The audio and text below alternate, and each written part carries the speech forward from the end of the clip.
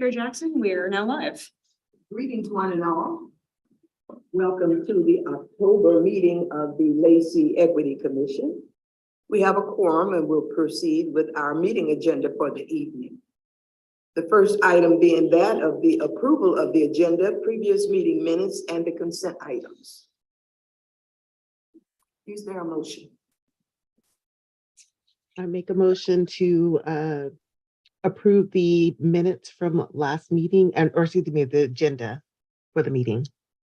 Moved by Kim Sauer. Is there a second? Makita. Second.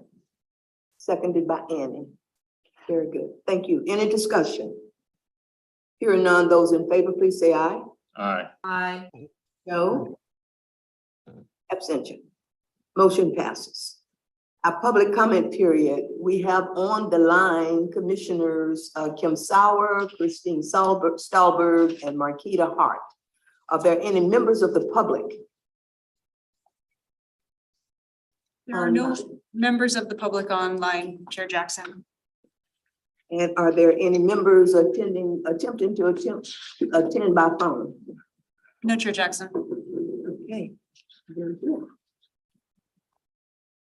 With that, then we move into our inspirational item, which will be presented this evening by our Youth Council representative, Elena Blackburn.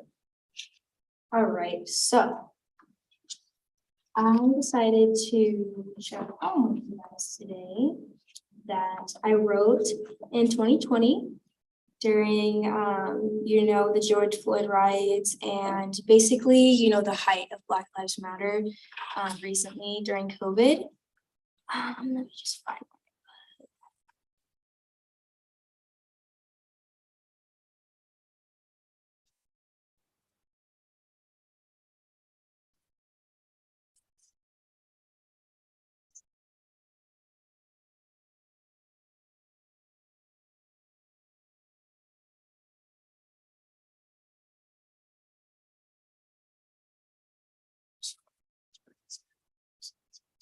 Sorry, it's not working in here.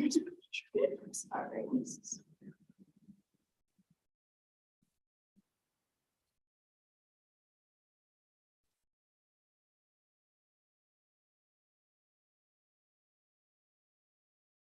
Would you like us to come back to you? Yeah, absolutely. I'm sorry, my phone is it's not working here. We'll table temporarily the inspirational item and come back to Commissioner Blackburn. I just found it. Oh, okay. I'm so sorry. That's okay. Took a Not a minute to problem. load. All right. Says, what about society makes it hard to comprehend that Black oppression is far from the tent?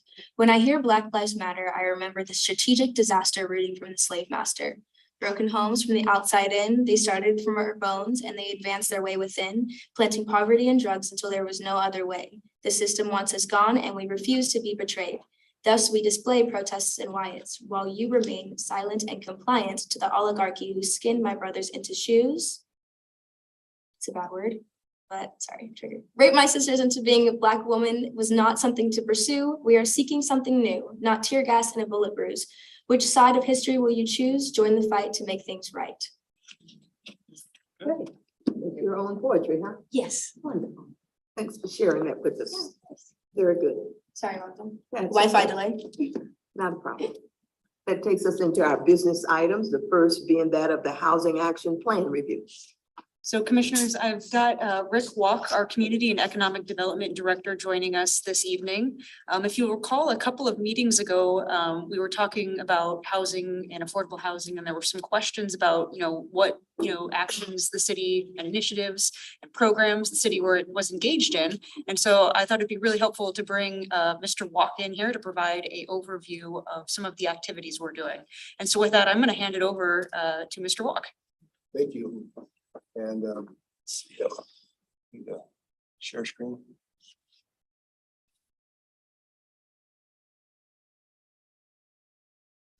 So I'm going to provide just a very kind of high, broad overview of our housing action plan and our housing action strategies that we've been developing over the last several years.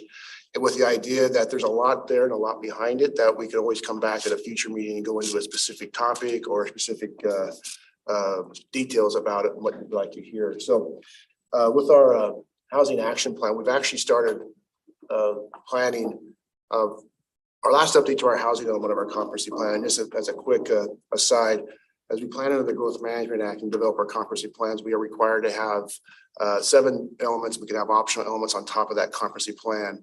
And the 7 required are like your land use, transportation, utilities, capital facilities, housing. And these are all elements that we have to look at in developing a comprehensive plan that is holistic and consistent within each other. So our land use designations represent the housing needs that we need to be projecting for future population growth. We have the utility infrastructure and the transportation network there to serve housing and land use, so we're all consistent and concurrent as development occurs. So with that backdrop, every 10 years, we have to do a major update to our comprehensive plan. The first one being adopted back in 1992. And then 2016 was our last full update of the comprehensive plan, including our housing element. And that housing element really is more of a policy document. It lays out all different types of policies of how we should look and approach housing issues. But really out of those policy actions, or the element, doesn't really get down to specific actions. And so, but it does set up that broad framework for implementation, and it supports some of these actions that are identified that are related to moderate density, high density amendments, trying to get more variety of housing, those type of things. So as we move forward, as we are really starting to see the market shape and housing costs continuing to rise in Thurston County and Lacey, we really want to take a more specific look at what are our housing gaps within the community. And with this housing or affordable housing strategy that was adopted in 2019, the work actually began in 2018 to really build off of a citywide market study that we conducted in 2015. We had a lot of rich data in that document, in that study, which really also identified the primary job classifications we had in the community, both for our households, how many, where people were working that were living in Lacey, but also what type of jobs were in Lacey that people were commuting into. So as we looked at that, as we historically in the planning field, we look at housing challenges, we look at demographics, and we get these sterile numbers like median household income, percentage of housing that are rent or own, or those type of things. We really had this job data so we can actually identify what jobs are in Lacey, what those jobs could afford, and then where are the gaps in our housing market. And so as we looked at this is a couple example pages out of that affordable housing strategy. So we went through those predominant job classifications, identified what wages those average wages those jobs earn, and assuming dual income. Of course, we can't figure out what jobs are mixed within a household, so we just use the same job classification. That dual income, we looked at, compared that to your average rents in the market for 1, 2, and 3 bedroom homes, as well as your purchase price for single family homes. And we found where we had some gaps in the market that you really had to get up to higher level job classifications before you could start being in a position to potentially afford housing in Lacey and Thurston County as a whole. So these, again, looked at jobs from retail sales clerks. We had a big push in growth in our logistics and warehousing. So we looked at warehouse, the segment of warehouse jobs. Teachers were heavily partnered with JBLM and have a lot of JBLM influence in here. So we looked at military pay as well as police and other type of job. So that really gave us a face to those numbers, and it really helped, I think, the council identify, oh yeah, these are the people in our community, and there are issues and gaps in trying to be able to afford housing. So how do we develop strategies to try to narrow those gaps? And so this is just a snippet out of the page, but it really identified about 13, 14 actions out of that affordable housing strategy that we could do to kind of set the player field and reduce some barriers. And we created this implementation matrix that put marks for, we already had projects in process. What are priorities to implement if there weren't in process, as well as what are, maybe it's not time to do that, whether it's public sentiment or just a market factor that what we want to look at in the future. So we hold and wait for when those opportunity arises. And those type of actions range from reducing fees for nonprofits to build affordable housing, expand multifamily tax exemption programs, using recording fees to support homeless services, provide city-owned property to nonprofits to build in. So if we have surplus properties, we can utilize that to reduce the cost for a nonprofit to build low-income housing on those areas. Zoning changes, reduce minimum lot sizes, and site design requirements to help reduce some of those barriers and expand that market segment. So those are just kind of a snippet, but those are the type of things that are looked at and identified in that housing strategy. And we started early implementation. You've heard about our ADU program. That is one of those ideas that came out of this effort that we've moved into implementation. I'll talk a little bit more about that later. So as we move forward, of course, housing being a large issue statewide, the Washington State Legislature passed House Bill 1923. And with this, they also provided funding for local jurisdictions to develop housing action plans. And this provided us the opportunity to take a deeper dive into looking at the housing needs for our area. The housing grant was $100,000 to jurisdictions of our size. And it gave us the opportunity too to partner with Olympia and Tomar, because they each also received grants. So we were able to pool those funds and do a deeper dive into our demographics. So we worked with Thurston Regional Planning Council. And since all of our communities are the markets integrated, we did a deep dive in demographics. We did a housing needs assessment and gap analysis. We also conducted a landlord survey in each community to try to get a sense of what they looked at and how they applied rental policies or rental criteria. And out of that, we again got a deeper dive and a richer fabric of data. And what we found out is, confirmed some of the things we knew, that even though we're integrated communities, we also have very distinct, unique characteristics too. So there's some things we can look at regionally, but there are other things that we need to focus on as the individual jurisdiction to serve our community needs. So again, that was a nice process that we went through and a lot of coordination that went into it. So just a couple of things that came out of that process. So the city of Lacey, we found into this housing gap analysis that 35% of the city of Lacey's population is BIPOC. And compared to Olympia and Tumwater, I think Olympia was 23% and Tumwater around 18%. So that is another thing that sets us apart from the other two jurisdictions.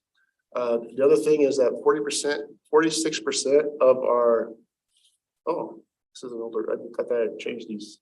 46% of our households are renter occupied. And of course, 54% are owner occupied. And that is somewhat significant too.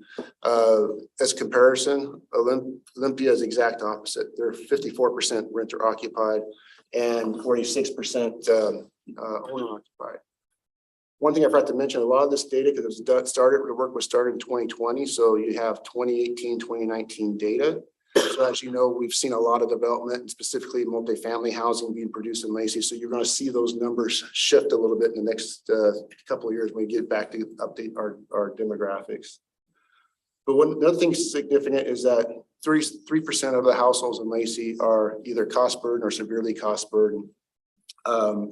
That's 6,296 households out of just under 18,500 total households. So that's a significant chunk of our housing that is considered cost burden. Cost burden meaning what?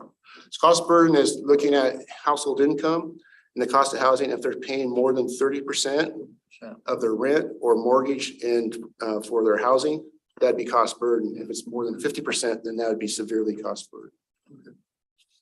And then of course our housing mix within of those 18,500 units in the city of Lacey, 71% are single family or townhouse type units, 24% were multifamily units, and 5% around 800 manufactured homes are in the city of Lacey.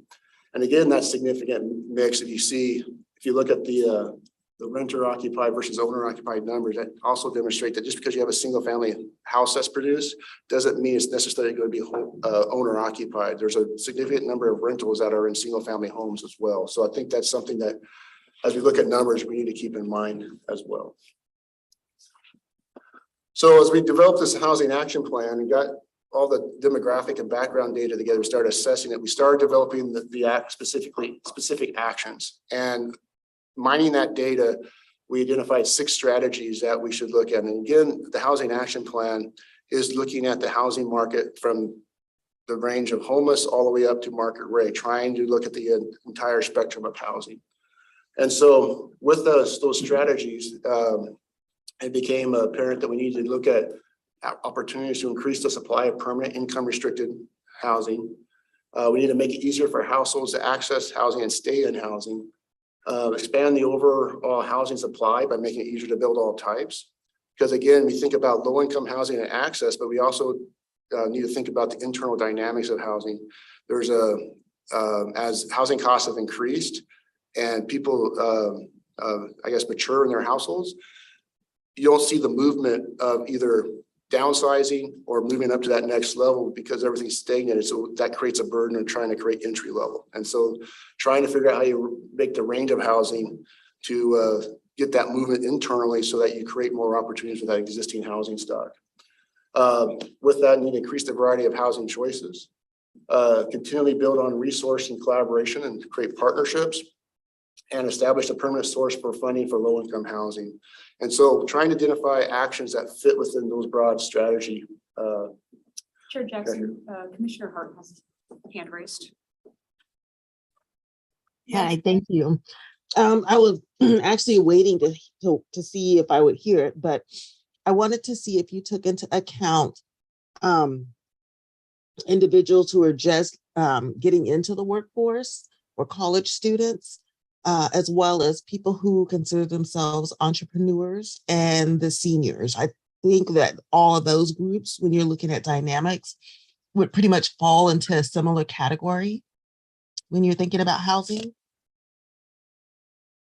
Yes, when we did our housing gap analysis, we did look at beyond just the general household characteristics. We did look at what is our inventory and able to serve senior housing, senior citizens. Mhm. There's also data in there on college students.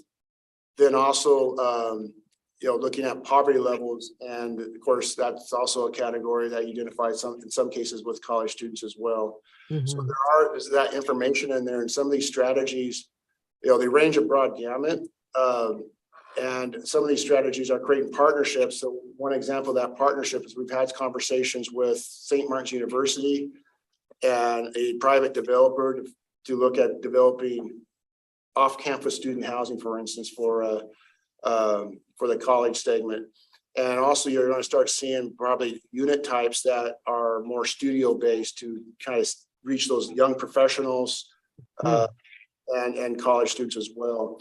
And in terms of the senior housing, that is a dilemma that we're looking at regionally as well through the Regional Housing Council efforts, as well as Lacey's, in trying to identify ways that you can have people help age in place, and also an area where they can downsize. And we'll talk a little bit about that in the ADU strategies and some of those things in a little bit later. How about people who are considered disabled or otherwise challenged that are also trying to have independent living? That is a component of our housing action plan strategies. There's probably over 50 total strategies in that document that also identify making sure we have housing stock that's built or developed for disabilities, apartment complexes, making sure there's adequate number of units within an apartment complex that we ADA. And those are some things that are already baked into our building codes for implementation. And then also we do have data on number of households or what those needs are within that housing or the gaps analysis. Okay. Thank you. And what we find though too is there's not really one specific action to take to solve a specific issue. It's a multitude of actions that kind of have a broad generalized effect, but trying to create a better housing environment with also competing with the pace of the market and what housing been doing and the outside influences.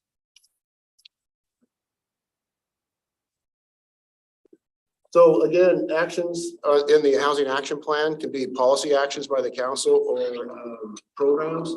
And it's one of those challenges that we face is that the city or a local government does not necessarily build housing, but we set the stage.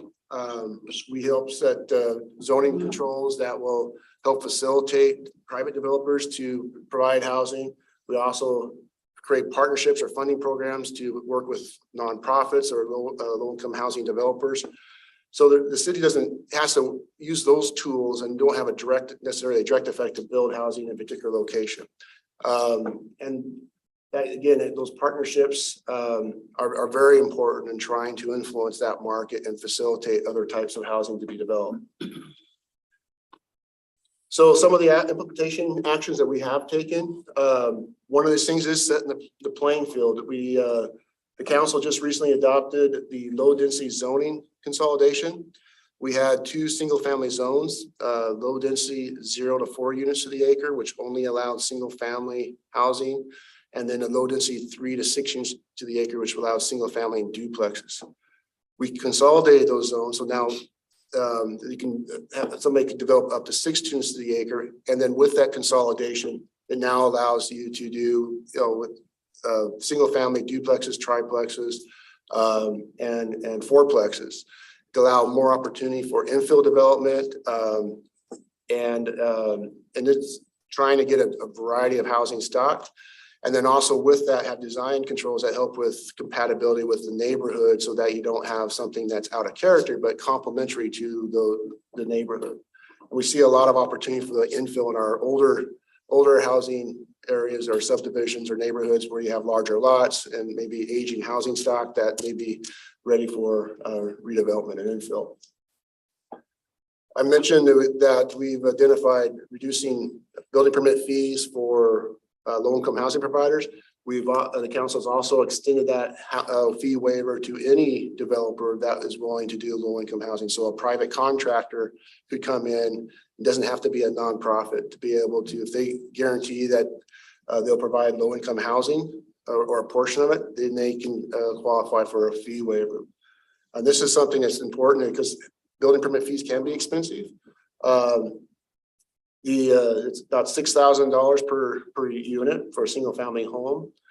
There are additional fees that we can't waive for the utility connections, but at least that's a piece that we can do if they're trying to get that public benefit of low income housing. I mentioned the pre-approved accessory dwelling unit. This is something too that is actually the first program of its kind. We received the Governor Smart Communities Award, and it's actually been copied across the state. And some have copied it and took it a little bit further. But basically what we've done is we commissioned an architect to develop 3 footprints for accessory dwelling unit. Our building department worked with that architect. And so we basically were developed and pre-approved for permit. And we have those plan templates at our front counter. So anybody that want to do an accessory dwelling unit could come in and we would give them the plans. They already have the permit ready to go. All they would need to do is hire a contractor and depending on how they finance, move it forward to build. So it's pretty much a 2-day turnaround permit process. And what this does is allows opportunity for people to, if they could build that ADU, create a little bit of an income to help them stay in their housing. They could have housing for a relative or a friend or somebody that has needs. They can also, as they grow older and become empty nesters, they could potentially move into that and stay in place and free up their house for rental for retirement income. Lots of different ways that could be advantage to homeowners.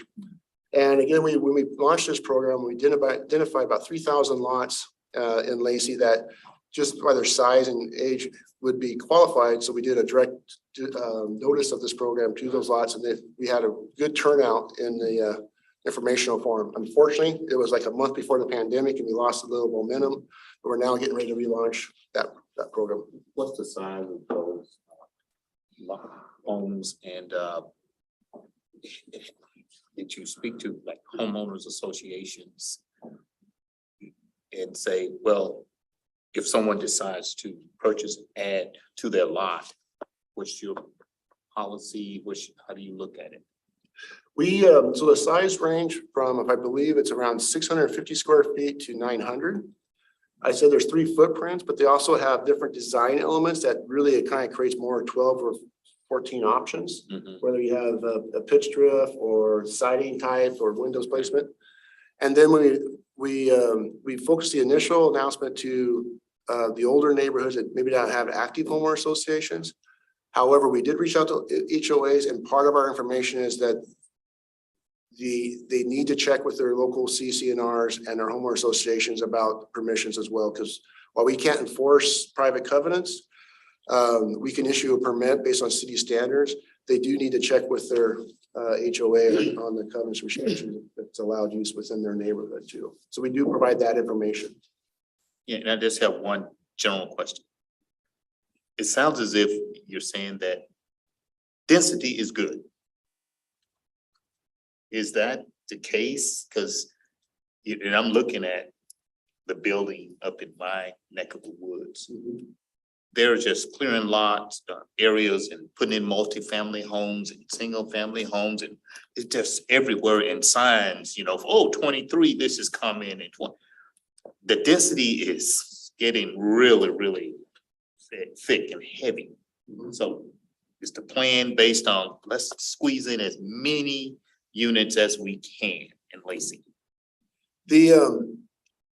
Well, we've had significant population growth. We have developable lands that have reached out to our urban growth here, so we don't really have more area to expand outwards. And so now that trying to figure out that variety, and yes, there's going to be some infill and density that's going to occur. Now trying, you know, in terms of it's good or density is good or bad, that's a very it's hard to just say a yes or no, because if you have well-planned, well-designed density and it makes sense, you can have actually denser neighborhoods that have character, have continuity. And if it's not planned or not taken in sensitivity to those existing neighbors for that infill development, then you can have things that create more problems than what you're trying to solve. So it does go into how you implement it and how you develop regulations to go into those existing neighborhoods. Now with overall new development, like say the 5-acre lot that is cleared and developed with housing, a lot of what we see right now has all been planned back, you know, started with planning back in 1994. And a lot of our single family or lower density zones have been developed out. So what we're seeing now is those moderate and high density zones where you're intended to have those planned, designed, high density developments occur. And then of course, as we reach out to that build out scenario, making sure we have the infrastructure to support that density as well. So not answering your question if it's good or bad and saying it's good or bad. It's just you got to deal with population growth, trying to create jobs and employment, and also trying to create places for people to move into or stay within their community and not be displaced. Yeah, and one final question and I'm done. In developing these communities more and bringing more density, are you working with like fire department, police department to look at maybe establishing sub precincts in a particular community? Like I know up in my neighborhood, it would be perfect to have a sub unit there because, oh my God, the building around and the thousands of people that are, coming in based on the growth, a huge growth, because crime is one of the problems that will come in. So with, we do work with the Lacey Police Department and share information. We have put substations or annexes out. There was one that was just placed about 4 years ago out there by Ruddle Road Extended next to the Capitol Golf Course Estates. And then of course, out in the Northeast area, there's always been planned for having some type of presence out there.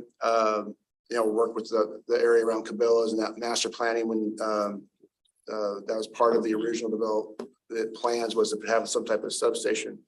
That is still something that we're looking at doing. Fire is another thing that we coordinate with Lacey Fire District 3 on our planning efforts. I think it's station, I want to say 34. It's off of Willamette Drive out in the Northeast area. That was established back in 2003, 2004 with anticipation of all that planned growth out Meridian campus and the Genomar community.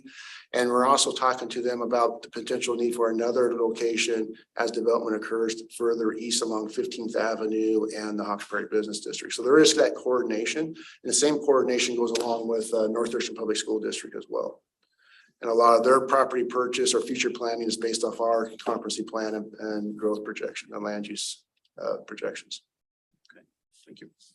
You spoke about covenants and sometimes you run into covenants on certain pieces of land with certain restrictions to it. There has been some data of late that talks about racially restricted covenants in Thurston County.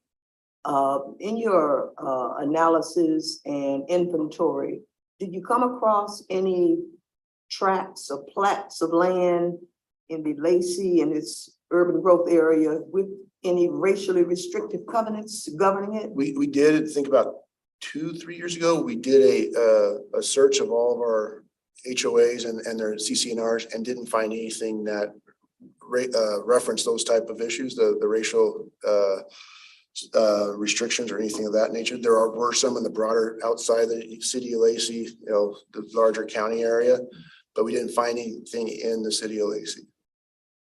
And And this again, management growth area and all this area that Cliff is talking about is just booming in development.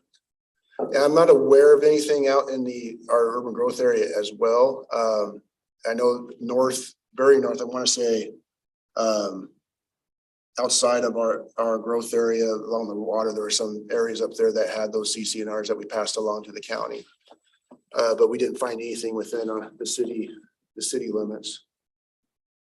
Okay, thanks. So some additional housing actions that we've done. One of the things that we've been focusing on with land use and transitioning the area between South Sound Mall and College Street. We're now calling that the Lacey Midtown. That is an area since the downtown 2000 plan that was created in 2000. Looking at transitioning that area into more of a mixed use urban center, have a downtown feel. Would never look like a traditional 100-year-old downtown, but at least we'll have the activities. And part of that was seen as the missing piece was having housing, urban residential in there. And so as we work forward at trying to create and promote housing in there, we established a multifamily housing taxes exemption program just for that particular area to promote more housing development within that. We just had our first project, the 6th Avenue mixed use building, which is just, you've probably seen on 6th Avenue, just completed and is now being occupied. It took advantage of that multifamily tax exemption program. And what that program does, it allows up to 8 years of tax exemption for ad valorem tax for any built improvements. So the community would still collect the property tax, but the improved value would not be collected for a period of 8 years. And then when year 9 comes on, then that whole value would come onto the tax rolls and be taxed at that future rate. Is there any low income There, requirements for that too? there isn't. The way the multifamily tax exemption program set up, you have an 8-year tax exemption. If they include low income, up to 20% of the units as low income, then they can qualify for a 12-year tax exemption. So it's more of the incentive base. It's not a requirement, but those are some of the strategies that are talked about in the housing action plan. Is okay, we're not with incentives, we're not quite getting there. Do we need to take a look at more actions in the future? But again, this is just opening up, and I think there have 151 units. 70% of those are studio, and then the others are 1 and 2 bedrooms, and it's about 45% leased up in the first month. The other things we looked at too is parking requirements for multifamily.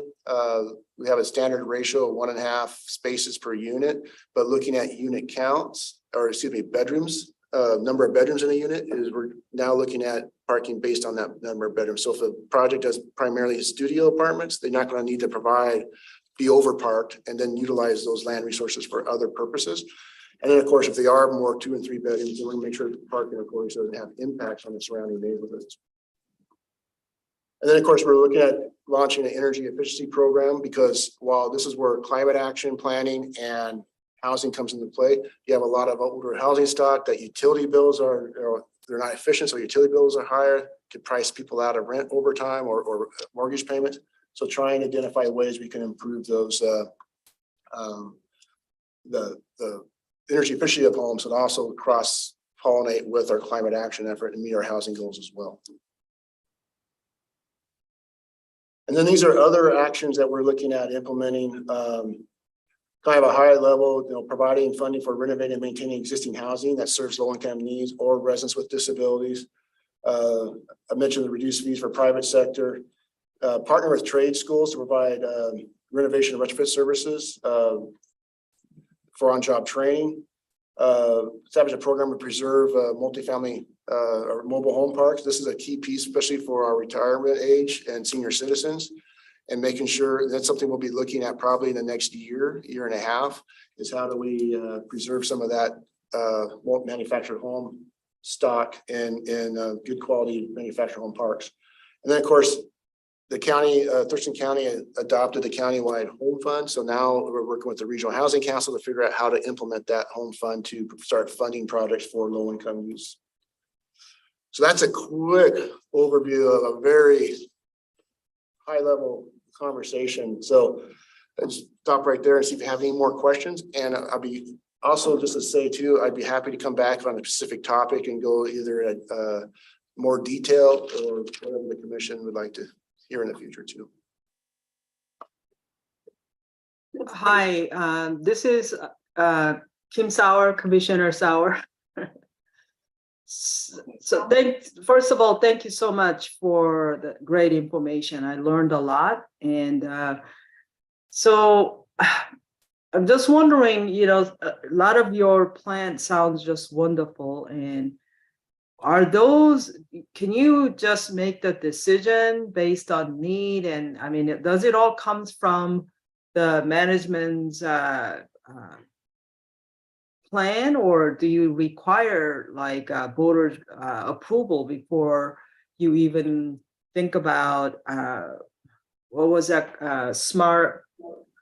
I forget what you called it, but that's so those 600 square, 900 square feet homes that you can just fit in, you know, some of those things, 6th Avenue renovation building and those things, you could just do that, or does that require like voter approval to do that? I'm just wondering.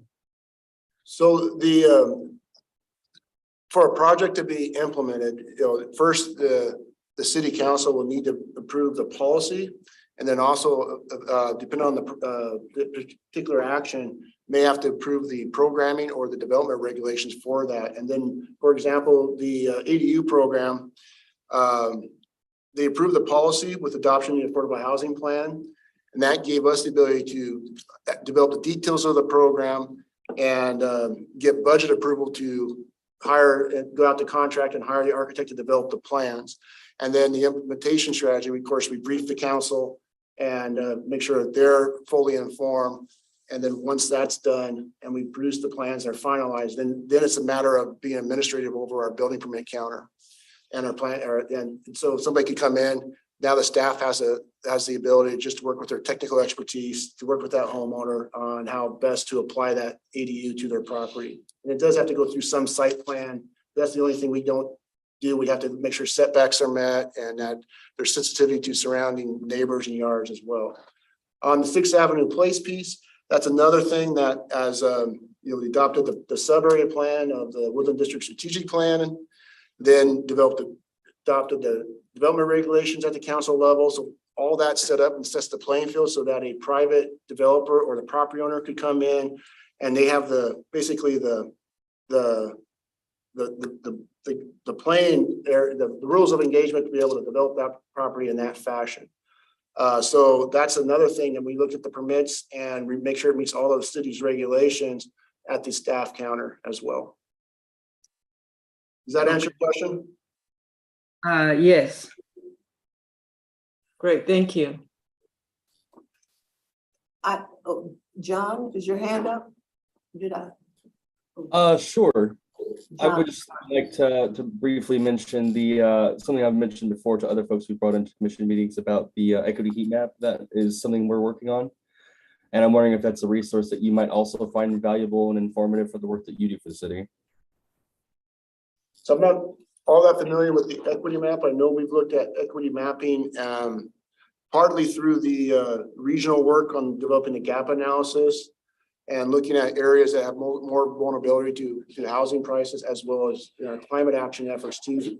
And so we have some equity mapping that I've seen But I'm not sure exactly how that relates to the work you're doing, but I'd love to hear more about it because I think it's something that we could incorporate if it's what I think it is. So I'll jump in there just a little bit. So, broadly, we want to develop a tool that we can use for multiple projects and policies. And really, it's just something to help us better inform what we're doing.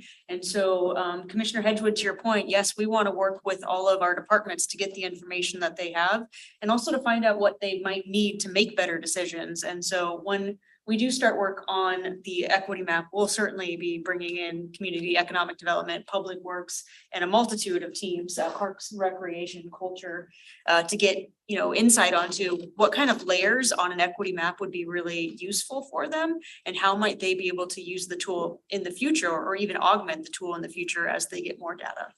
Yeah, and one of the things that we have, some of it developed with this effort, but we historically look at is the the relationship of all the different housing types, the relationship of housing age, housing income. So we kind of map where we have vulnerability areas, and then but they're all in different pieces, and it'd be nice to pull it all together into one coordinated effort. So we look at all the information together, because sometimes you may just look at household income, but you're really missing out on the age of housing or other aspects of it. So it'd be nice to have that coordination and put everything in one place. So we're looking at all the information, make a holistic decision. The question I was going to ask, it kind of has to do with what Cliff was bringing up. When you drive around Lacey these days, everywhere you look seems like they're, the roped off orange construction fencing with huge areas being cleared off. And how do you connect demographic projections? I mean, as a developer, what data am I utilizing to tell me these 300 or some homes or whatever are going to have someone to buy or to live in it? And with so many going on at any one time, what is that methodology? Part art and part science, but mostly art. So what you will have is you have the developers will have a team of folks that are looking at the market and tracking building permit issuance, all this different public information. There's companies out there that monitor market data, and they kind of create an inventory. And so when they look at a particular parcel or area of town, that, hey, is this something that we can do some type of project on? They'll look at what's going on in the market, where they see as potential demand, and then make their decisions. And also weighs in on it is cost of money, because a lot of times they have to get financing for this. We're going to probably see a little bit of slowdown with current inflation and cost of money. With the 6th Avenue apartments that just were built, the MGR, they looked at the market for about 2-3 years, trying to figure out what they could, what they thought they could do that minimizes much risk. They knew they had St. Martin's University with an unmet need for student housing. We're close to a transit center. We have a lot of pressure for worker flow going up to the broader King County areas up north. So that is influencing our market. We also have a heavy influence with JBLM. And one of the things that drives our housing market is JBLM and their housing allowance. Because as the market increases, their housing allowance increases. And there's a lot of developers that are aware of that.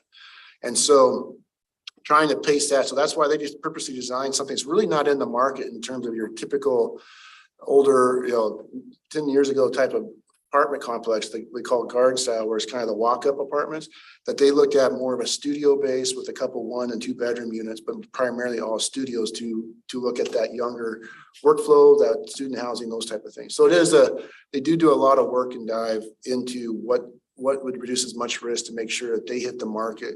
Other factors that include is housing stock and vacancy rates. We've had a very low vacancy rate in multifamily for a lot of years. And even with all this development that's been occurring over the last 5 years of multifamily, that vacancy rate still is fairly low. And that's another indicator they use to make sure that they're not oversaturated in the market. And so from the perspective of equity, which is kind of what we operate off of, when you talk about Lacey being 35% persons of color and how that's so different from Olympia and Tumwater. And I'm assuming as you look at projections on population and who's coming into the area, that this is a growth area of who make up the influx. So from the equitable point of view, are we keeping up? Are we, I mean, I think the next natural question in my mind is, how does all of this contribute to homelessness? All of these formulas and ratios and definitions, Lacey hasn't seen, you know, the critical areas of homelessness is Olympia, that kind of thing with tent cities. But just looking further down the road with who's coming into Lacey, who's making up the population, are we anticipating what might be happening and take steps now to alleviate a housing shortage of the people who's coming? I Well, know that's a, you know, an art and all that, but we are getting ready to undertake our next full comprehensive plan update in 2025. We want to make sure that we engage the entire community and all of our boards and commissions, whether it be the planning commission, this commission, Parks Board. We want to try to make sure we're looking at all these issues.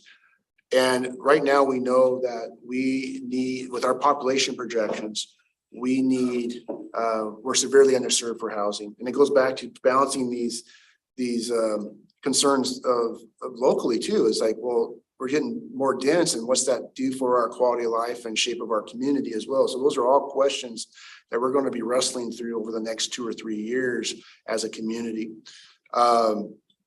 And one of the challenges we have too with data is, you know, we rely a lot on US Census data. And so every 10 years we get a new set of data framework, but generally that's about a year and a half old. Yeah. And then it's estimates after that. And we're kind of at a little bit of information deficit because the last census was interrupted with the pandemic. And so we don't have as rich data as we did back in 2010. And so trying to keep up with those dynamics and the rate of growth.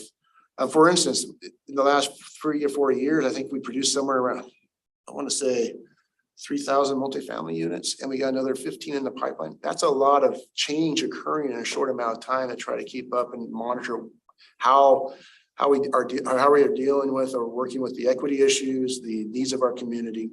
One thing I will say though too is this comp plan update, we also need to look at our economic development strategies and how do we, if we're having rising housing costs, how do we try to raise wages? How do we try to get opportunities for entrepreneurs to, you know, be able to take the right ideas, start businesses, growing small businesses, so we can kind of create a rising tide, if you will. But those are the other things we got to work with and coordinate through this comp plan update. And it's not going to be easy. It's going to be some hard conversations, but that's where we hope we rely on groups like your commission and others to help us through that conversation. a lot of moving pieces here. Yeah. Annie? I wonder if you are in a position to give us more information about the ARPA funds Yes. that might be switched from housing to police station, and just off the top, it feels like if the city doesn't want to burden the homeowners with $150 a year, that they, you know, why would you take away from those who don't have a home? And then the second question is, how much do we put into the home fund, to that regional home fund? Okay. So there's a couple of pieces there. And so we are a partner in the Regional Housing Council. They have one of our council members, Councilmember Cox, is the city's representative on the council, is actually the chair this year. And so with that effort, we are looking at how we collaborate regionally for housing projects, but also the Regional Housing Council is a group that also looks at all the various funding streams that come down from the state and federal that goes out for either capital construction or operating services, and they make recommendations to the Board of County Commissioners on allocating those fundings to projects that come through an annual request for proposal process. So there's that piece. With the one of the things that we're trying to do with the homeless, we identified that in the region, with the next 3 or 4 years, we need to have. 어디가? I'm sorry, we identified in the next 3 or 4 years, the need to bring on more infrastructure, more low-income housing, because what we find with the homeless response is, we don't have places like shelter beds, transitional shelters, permanent supportive housing to help people up through the system. We have a lack of infrastructure there. And with that, we identified that need to bring on, I think it was 250 to 300 units over the next 3 or 4 years. And so we're working together how we can do that as a region through the Regional Housing Council. And when the ARPA dollars came out, there was a look at using those ARPA dollars to coordinate on housing projects. The City of Lacey's ARPA dollars, we were actually, when we back up a little bit, we developed a framework of how we would try to achieve that need. And one of those things identified was ARPA dollars from all the different communities, and also identified a opportunity to maybe look at purchasing a hotel and converting it to permanent supportive housing. So there was a partnership that was created where the county and City of Lacey would acquire a hotel using our respective ARPA dollars. And as that agreement, when work was going forward, then all of a sudden we had the right-of-way initiative come in where the state said, hey, we need to move the individuals off the I-5 right-of-way, find places, we're going to bring some money. And out of that, they fully funded the hotel acquisition that we were working on. And so that freed up those local ARPA dollars.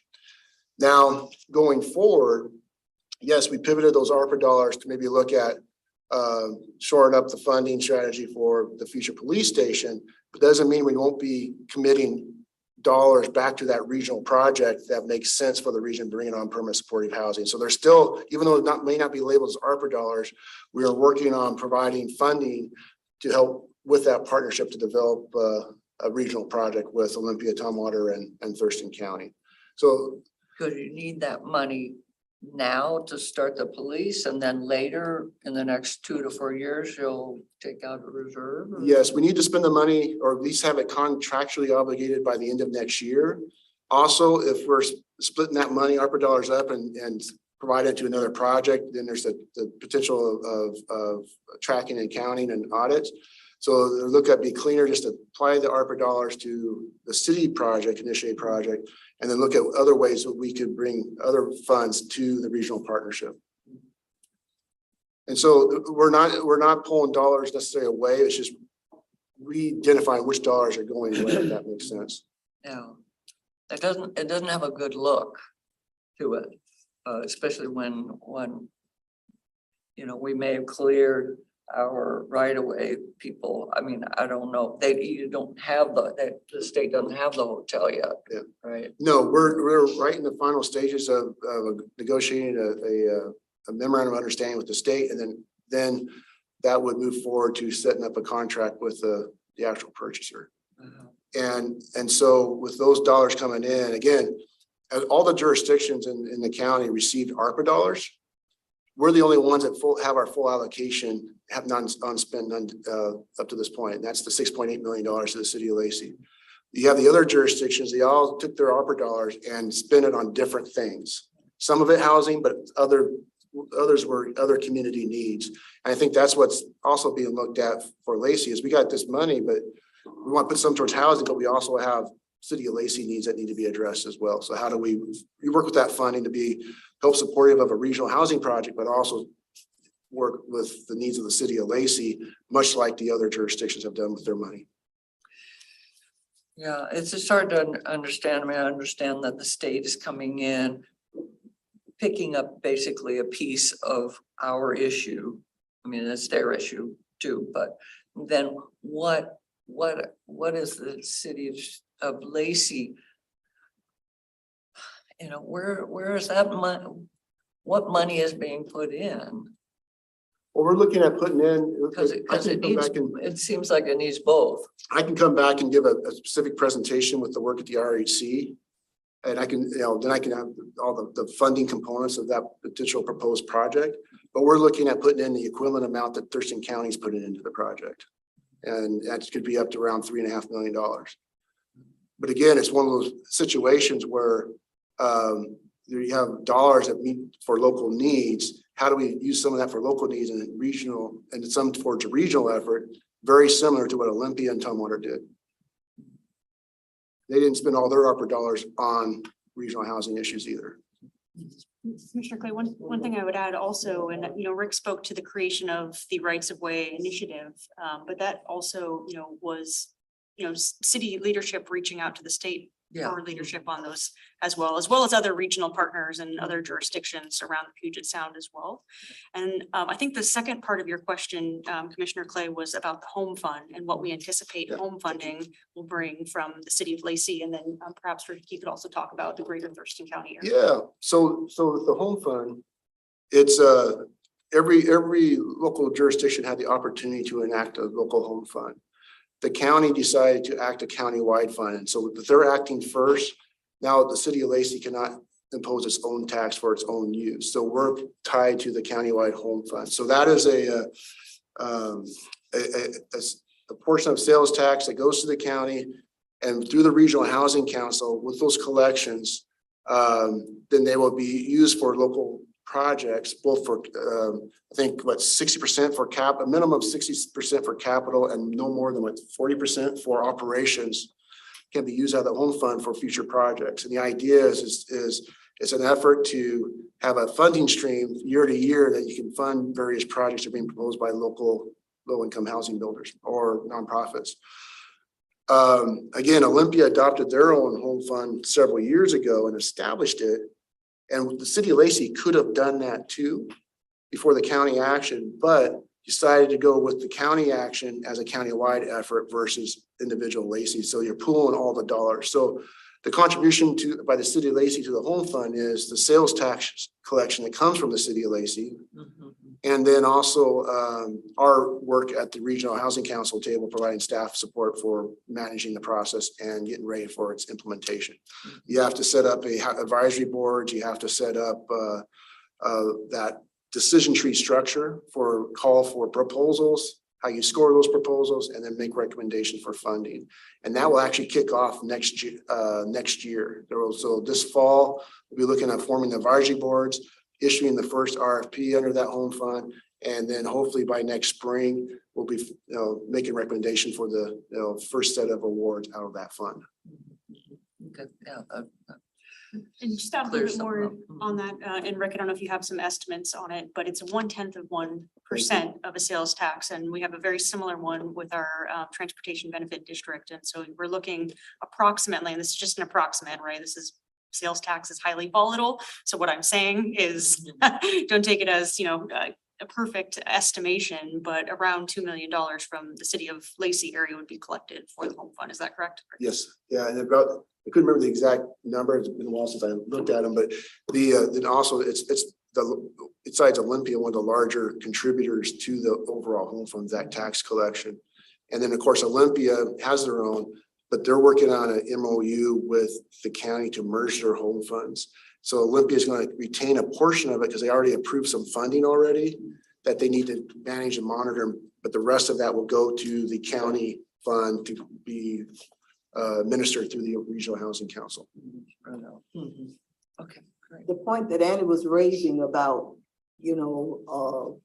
what Olympia, Lacey and all were doing, the optics of the news lately, that whether it was intended or not, tried to paint the picture of Lacey not pulling its fair share in this homelessness project. And I say the news because you can't believe everything you read, but the optics of it and the message that it sent is that Lacey was funding police stations over homes. And And I've seen a number of different articles by a number of different people. The mayor argued the point quite well, I thought. But it wasn't as significant as the main headline articles that were out there. Yep. So I think that's what Annie was talking about, and how Lacey, from an equitable point of view and a homelessness kind of point of view, the optics that Lacey isn't as concerned about homelessness in the area as the other jurisdictions. Look at them. They're throwing that money at new police stations versus, putting in their fair share to help alleviate homelessness in Thurston County. And I knew that wasn't the case, but the story, the headline, and the optics Yep. was sending a different message. So that's what Annie was referring to. And the mayor was also referring to the lack of coordination and communication at the staff level. Right. And there was assumptions being made. And part of those assumptions was a specific commitment when there really wasn't. And also that they had not presented us, hey, this is what we're thinking about, so that as staff, we can come back and say, hey, this is on the table. How do we work? We have these dollars, that dollars, and we can have a more definitive answer. So there was, at the staff table, a lack of coordination and communication that occurred that then festered up. And Yeah. I know I agree with the optics of how it came out, which is unfortunate, but I'm going to be having meetings this week with lots of county and Olympia staff to try to get things back on track. Well, it just says a lot about the complexity of the issue of housing. Yep. And the various questions we raised and all the components of the comprehensive plan. It's a complex issue. And So, it's not as visible in Lacey. We have a homeless and housing dilemma in Lacey. It's not as visible. A lot of it is how we do constant outreach and communication and interaction, connecting people with services but also too, because of that, and because we're so working on various things, there's a lot that's been done for the homeless and housing community in Lacey. A lot of resources have been spent that's not necessarily promoted or communicated, that we're trying to make sure people are aware that it is, because there's this, because you have this visible issue and it grows, there's this concern that everybody in the county, other jurisdictions aren't participating or helping. But there is a lot of work that's being done by all the jurisdictions to deal with the homeless issue. And then as Shannon mentioned, it's really beneficial that the state got involved with the issues on the right of way. And a lot of the conversations we had with that state coordination, initially it was like, how are we going to wrestle with it? And all of a sudden it says, hey, Lacey's program there at Slater Kinney and in private services, that's working pretty well. How do we utilize that program? And so we're starting to see some of that in the conversations of how to approach. And then with the state bringing dollars, originally we were going to be allocated about $19 million based on proportion. But because we've had a pretty good working relationship regionally with the jurisdictions and all of us at the table, we had the regional housing council, that regional coordination, and we had projects in mind and already trying to move it forward. So Snohomish County didn't put any request in for their portion of the funding because they didn't have projects. So we were able to get more dollars than what was originally allocated. So we ended up getting $39 million, and that helped fund a lot of this effort that we're going to be seeing over the next year. That's actually going to bring up I think around 175 beds between tiny home village units and hotel property. So again, we're making progress. And that's maybe not be fast enough, but we are doing more in the last 2 years than we were able to do in the last 10. well, maybe it does come down to a communication How to promote issue that. where Lacey is busy doing and not telling. And so it's not known. And therefore, this other stuff comes along and you don't have information to fill in the gaps or to counter it or whatever. So that's just And we're going to have a little more resources coming up with potentially, if the budget's approved as it's being proposed with the housing coordinator position, we'll have more, and a social services position as well. We'll have more, 2 additional staff people to be able to focus on the problem and be much more engaged than what we have now. It's going to help. well, thank you. This has been very beneficial probably longer than you thought you'd be here talking to us, but Shannon told me, I told her, a high level overview, we'll come back later, but this is great conversation. Oh, yeah, you had your hand up. I'm sorry. I'm sorry. It's all right. I just had two little seeds I wanted to plant in your mind.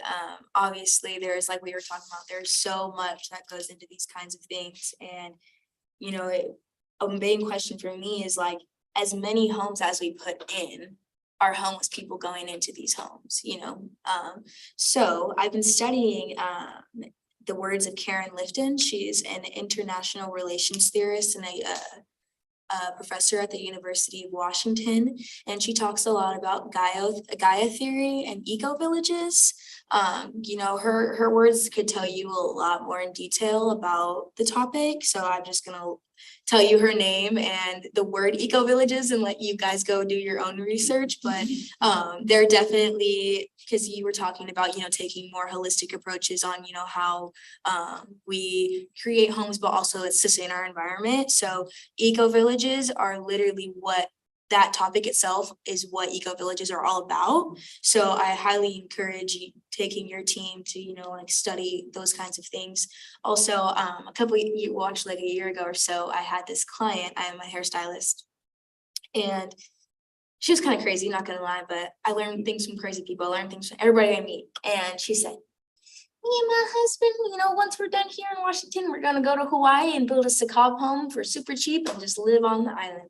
And I'm like, that sounds great. Like, what's a cob home? And she's basically telling me that these homes are built out of, you know, mud, earth, clay, all that kind of stuff for like $5,000. And basically with those funds, you can make this home that's hurricane proof, fireproof, and super, super sustainable for the environment, obviously. Like, I was just trying to remember what the name of them was, and so I was researching it on my phone. It says they are fire safe, systemically stable, non-toxic, affordable, and can be carbon neutral and or negative in construction. Building an earth bag roundhouse for less than $5,000 is possible. So it says 6 clays houses made from traditional raw materials like mud, clay, and stray, building an earth bag roundhouse for less than $5,000. So to take, you know, these funds that we are talking about and just have 20 acres of, you know, cob homes for homeless people is just an amazing idea that, you know, me and my family have always talked about, you know, just like, because, you know, it costs a lot of money to build a house in itself, right? So you can't just be like, oh, you're homeless, you know, here's a crib. You know, you can't just, you know, be like that. But to find a way to build homes sustainably and create environments that are sustainable while also creating homes is a hard thing to do, right? Like you were saying, like we want people to have homes, so we also want to protect our environment. So yeah, cob homes, eco villages, Gaia theory, 3 topics I really suggest that you and your team research. Not very typical types of conversations that you would hear in this kind of environment, but if you're talking about holistic approaches and you know what we need to do in the future in order to sustain, because at the rate we're going and just building homes and building homes and building homes, I mean, by 2050, it's like we're still gonna have homeless people and no trees and a bunch of homes with a bunch of rich people and still have homeless people, you know? So yeah, those 3 topics, I highly encourage you to, or even because, you know, she lives in Seattle, talk to Karen Lifton, eco villages, Gaia theory, cob homes. You can make one for $5,000. How do you spell the Gaia theory? GAIA. That I asked, had it wrong. You guys are laughing at me.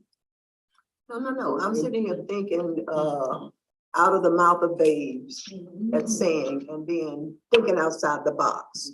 Those 2 things come to me when you talk. I wasn't laughing at all. I'm just sitting here impressed, to tell you the truth. Thank you. Yes, thank you. Yeah. Thank you for those comments. And and then that, the cob home type idea you have and. And they're so cute too. You can like make them all round and like heart shaped and like all Yeah. this stuff. And They're then so there's been cute. some folks that Evergreen or came from Evergreen, they worked at straw bale construction, the different types of natural types of construction along that. So those are things that are always worth exploring and trying to figure out. The tiny village concept with the small unit, that's a kind of like what you're talking about in the sense that, but this is like stick frame construction, but the same layout model.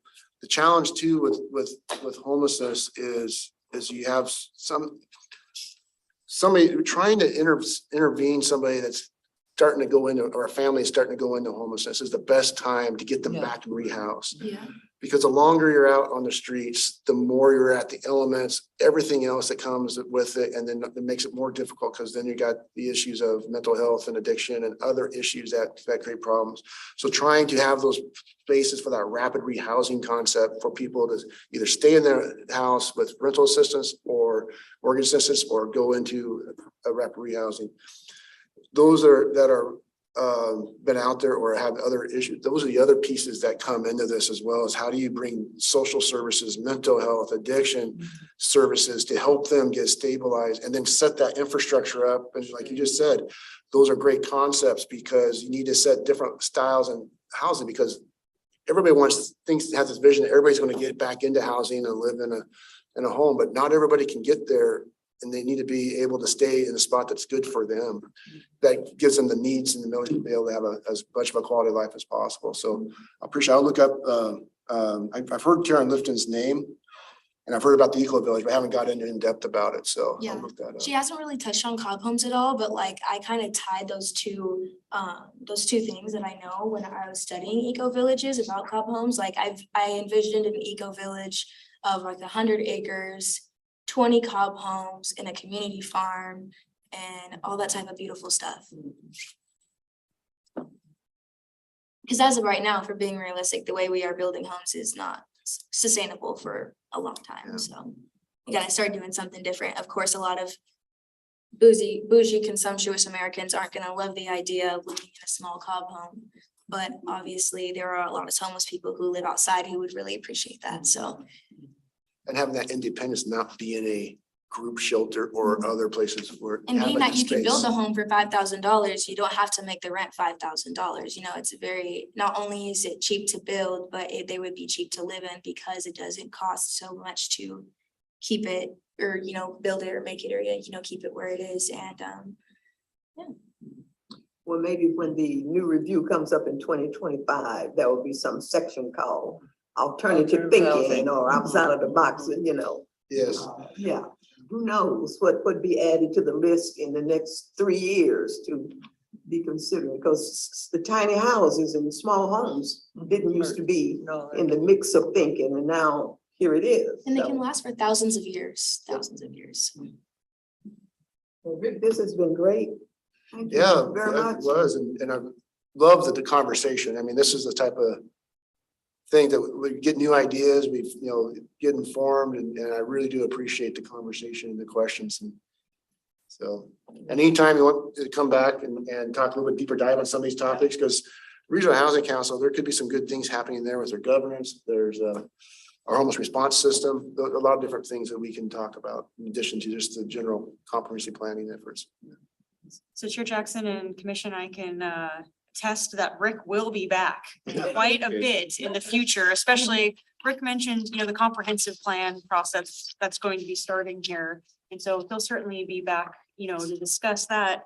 But it sounds like there's a couple of other topics that, to come back to the commission and provide some more information would be really beneficial. So, coming back and talking about the Regional Housing Council and also some of the programs and social services and homeless response efforts that the city is involved in at a future mission or future commission meeting.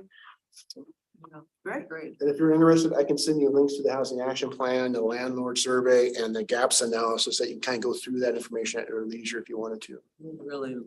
Okay. So Rick, send that to Are they printed where you could just pick up a copy other than send it and have to download and print it on the other end? Yeah. Some of those things are 85, 90 pages long. Yeah, it's they're on pretty the thick. shelf. So one thing to recommend, and this is a really great known and utilized resource, is the Timberland Library System does allow for free printing of pages as well. So I would totally recommend checking that program out. I believe it's like 50+ pages a day. I can send some more information. I don't want to get bad information out there, but just so you're all aware that that is a resource that is in the community. Great. So I'll send the information to Shannon so she can get it Thank you. to you also. Thank you. Thank you. Appreciate you being here this evening. Thank you very much. Thank you. Thank you. And that takes us to our item B, Lacey Parks Culture and Recreation Comprehensive Plan Overview. Jen? Hello. Welcome. Yeah. One moment to pull up my documents here.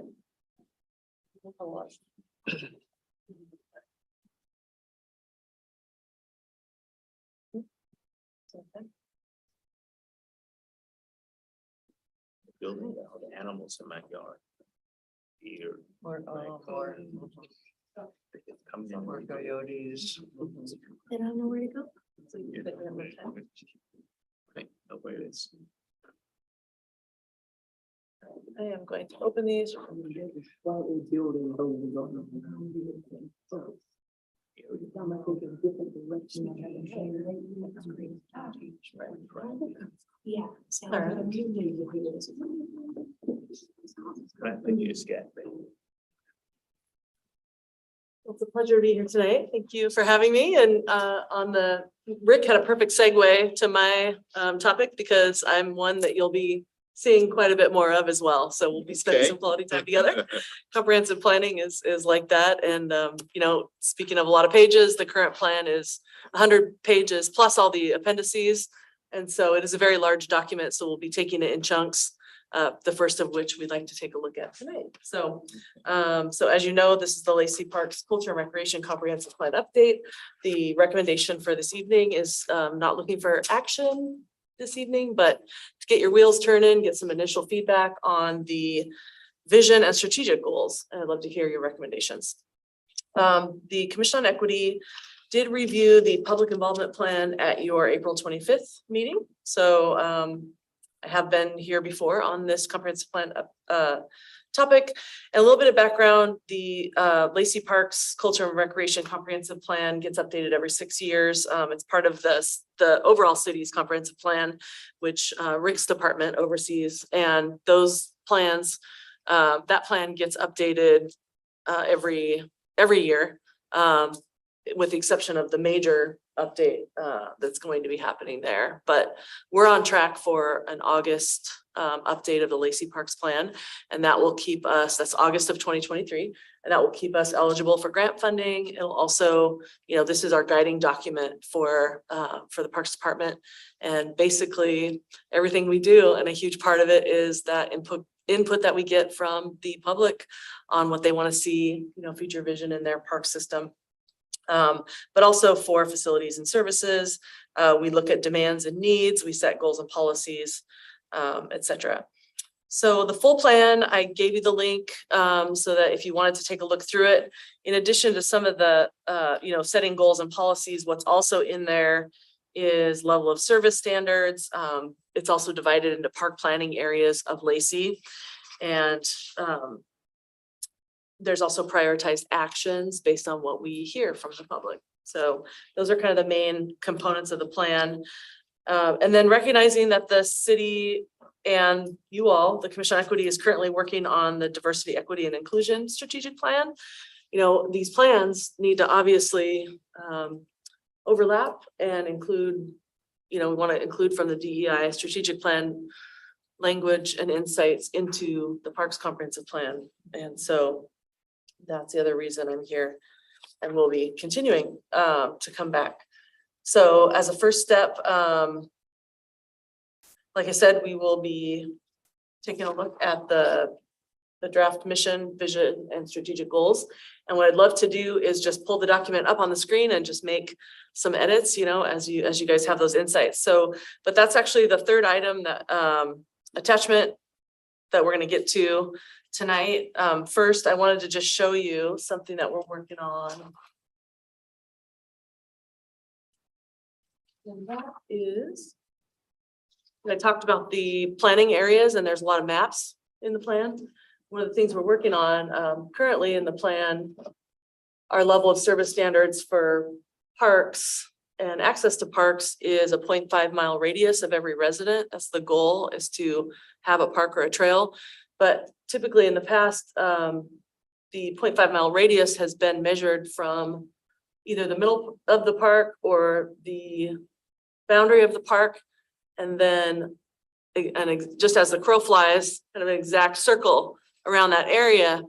But as we all know, the parks can't be accessed on every single side. So there are access barriers. And so what we're moving to is more of a 5 miles, that seems Point- huge. 0.5, so a half. Half 0.5, mile. there we I go. thought you said Okay, 25. Oh, 25? Yeah. Oh, I'm sorry. Uh-huh. A half a mile, yes. Uh-huh.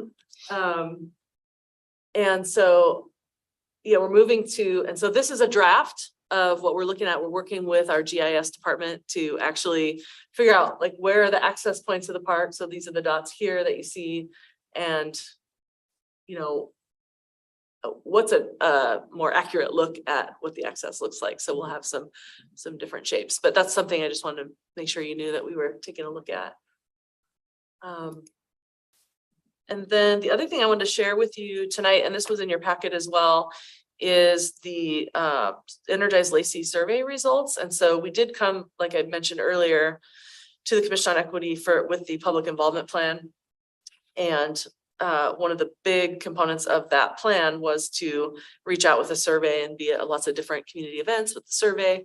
And also post it on all types of social media platforms and, you know, get it onto our website and work with our partners to extend that reach and get that survey out. And so I just wanted to show you a quick overview. Oh, thank you. See my little arrow. There it is.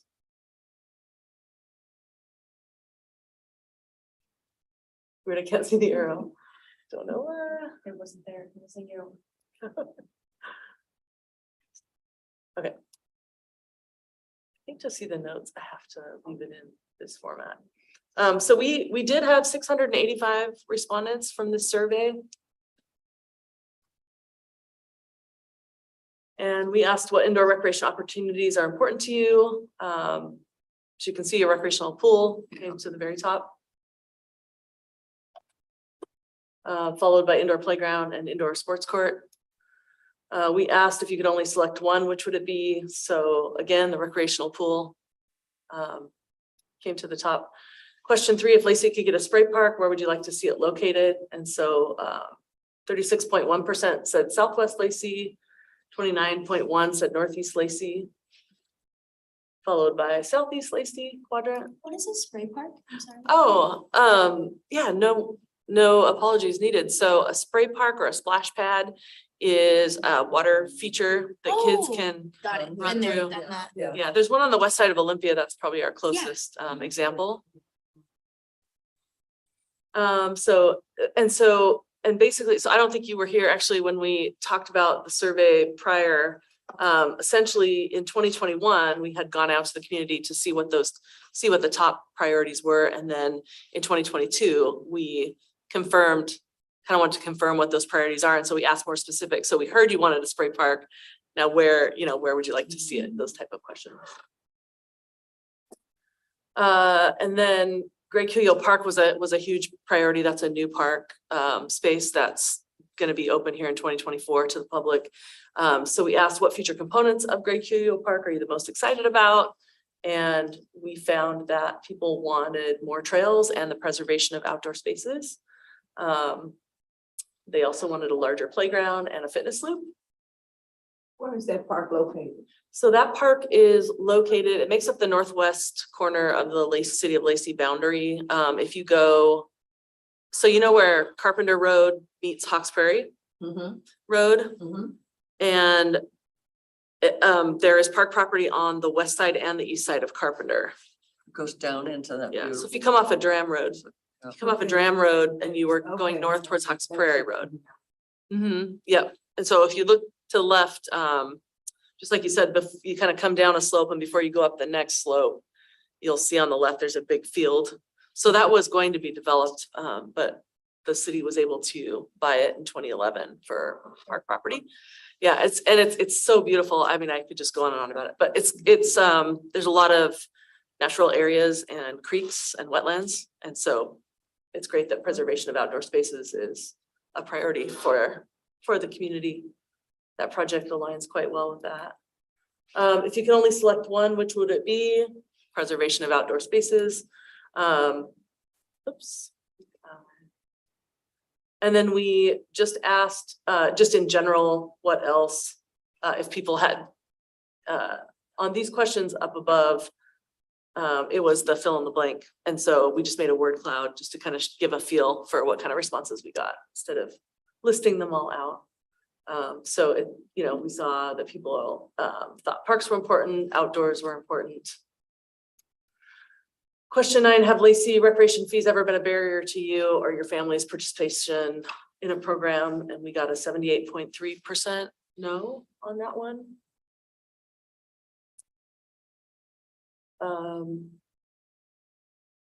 Again, there was a, you know, there's always an option for people just to fill in the blank. So we heard things about lessons being a priority, that swimming was, programs and camps. If access to sports field was increased, grass conversion to turf or additional fields installed, where would you be the most likely to book? Because sports fields was something we heard in the first outreach effort. So we heard that 26.6% would book at Rainier Vista, followed by all of the above, followed by the RAC. But we also heard a lot of people say none of the above. So interestingly, this survey went out to the general population, but we went ahead and asked about booking of fields. So one of the things that we are going to do next is really dive in with our sports user groups and find out a little bit more information, because we actually do have sports groups that get turned away for field use. But again, this went out to the general population. And so, you know, someone maybe is a family going to use a playground is not necessarily booking a field for a sports team. And so, so we're going to dive into that a little bit more. We asked for what uses would you book the field? And what we heard was some none of the aboves, and then followed by soccer, followed by all of the above for the different types of sports that you could book the fields for, which are listed out here. I have a good question. Yes. Do we have parks with fields where me and my friends and our family and kids decide, oh, let's go have a cookout, a day in the park and play some softball? Are there fields where I can just go, if it's open, we just play as a group? Yes, so the neighborhood parks serve a lot of that function rather than the larger sports complexes like Rainier Vista and the Regional Athletic Complex. And so we do have a lot of open spaces just for drop-in use. They're not Mostly at the neighborhood necessarily, parks. they're not necessarily a softball field that's been properly set. It's like, Right, so sometimes at Rainier, yeah, that's a great question. There are at some of our neighborhood parks, there are actual set fields with like a backstop, not at all of them. But I do know that out at Rainier Vista Park, which has a 3 softball field, is a 3 softball field complex. If the fields aren't booked, there are some groups that can make their way out to the fields just as long as they're not booked. So there are opportunities for that. okay. Have you ever been turned away for field use due to the field already being full? Again, we heard a resounding no from people in the community, not necessarily the sports stakeholders, but we did hear some, you know, just under 20% yeses. And open question about what types of sports opportunities. We heard a lot of pickleball, which is not surprising. We work with the pickleball group quite a bit, and we heard courts, soccer, etc. Here's our demographic information on who took the survey.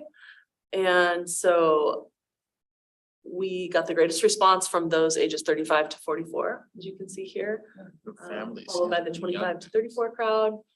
And then pretty close, actually, within these age groups here. A lot more female responses than male responses.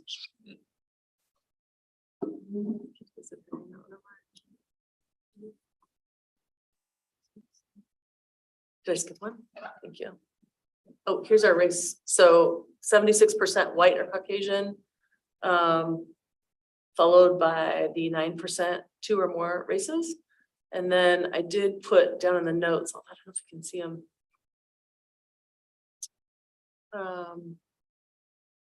Right there where it says City of Lacey. Yes, so, but with these words right over the top of it. Sure how to, oh, there, okay. City of Lacey, so just comparing, this is the census information for the demographics. So we can compare, you know, what the demographics are and who we heard from. And so 8.4% is,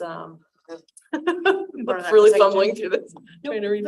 This is something I learned recently. Oh, that we thank can do you. that. Oh, So yeah, there you okay, go. there you go. Yeah. Perfect.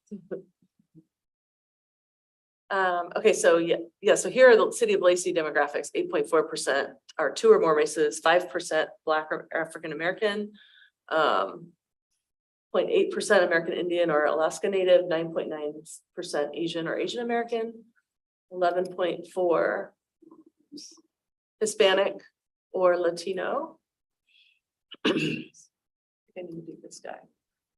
And then 1.9% Native Hawaiian or other Pacific Islander, and 70% white or Caucasian. So if you compare here.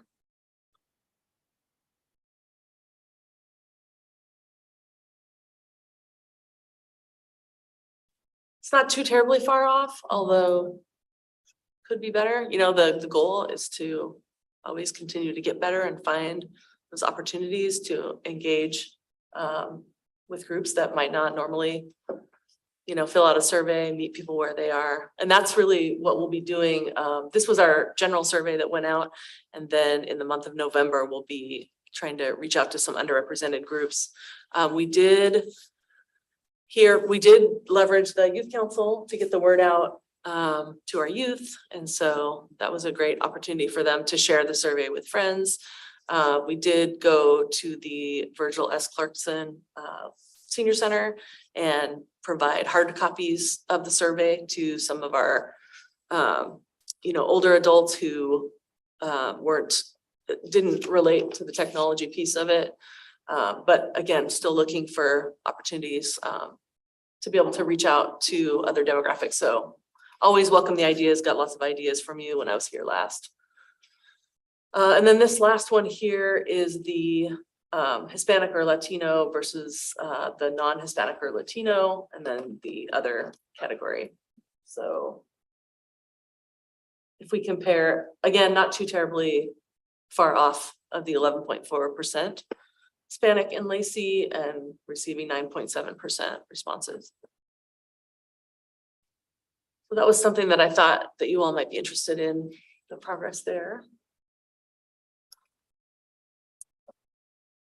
And with that, I'd love to look at the draft mission, vision, and strategic goals. I will go ahead and share my screen again.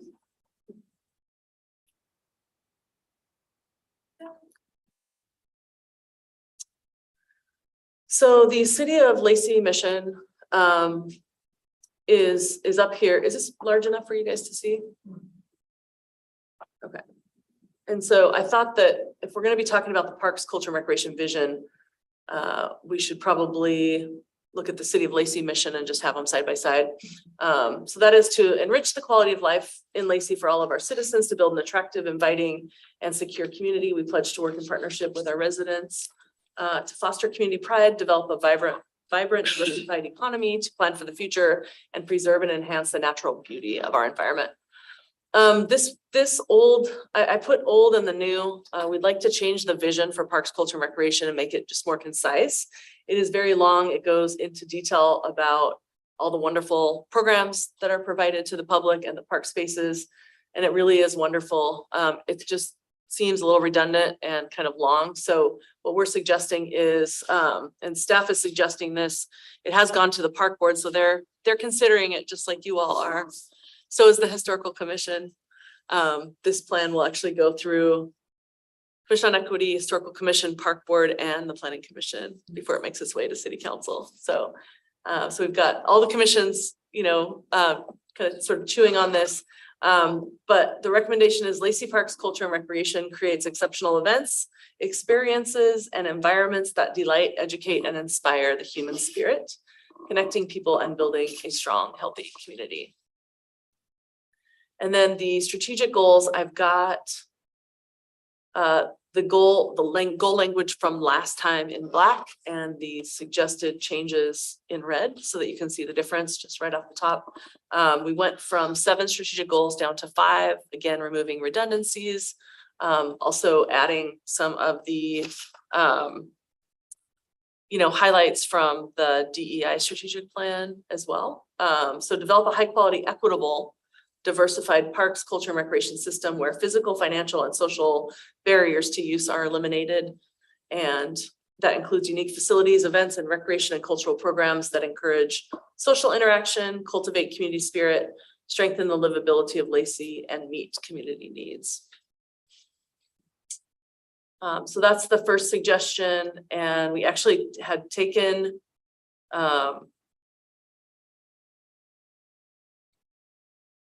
like I said, we took some of the language from a couple of different goals to combine them into that one. Second one is around funding. So prioritize parks, culture, and recreation, projects and facilities, identifying corresponding current and future funding sources, leveraging investments and partnerships, and maintaining Lacey's eligibility for grant funding.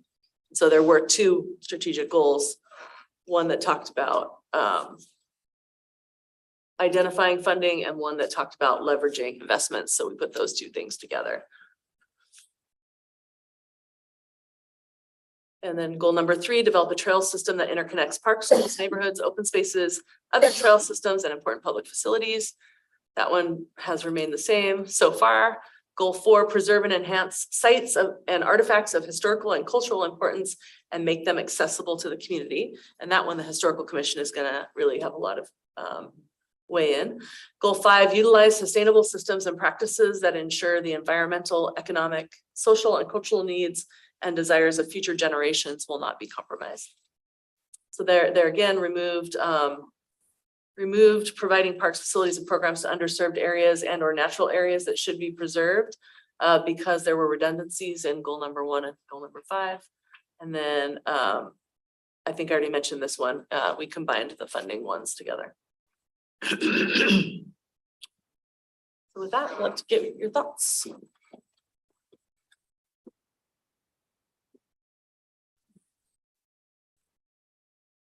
And again, I'll be back.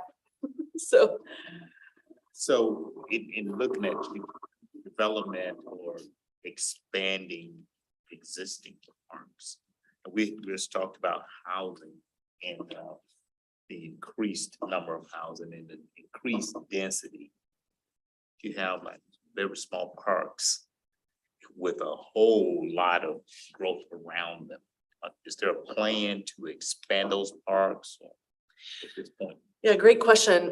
So that actually, the level of service in the plan will speak to that. But so whenever there is a development in the city of Lacey, there is a requirement for 10% open space, either dedication to the city or that the HOA maintains that.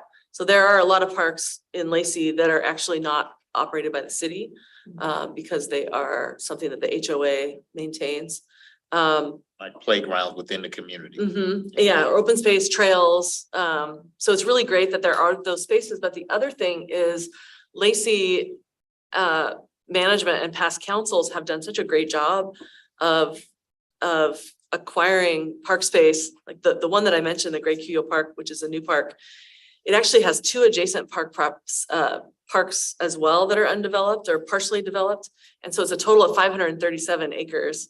And so this is an amazing, it'll be Lacey's biggest park once it's fully developed. It's a 20-year plan for development because it's very costly. Of course, there's no utilities out there.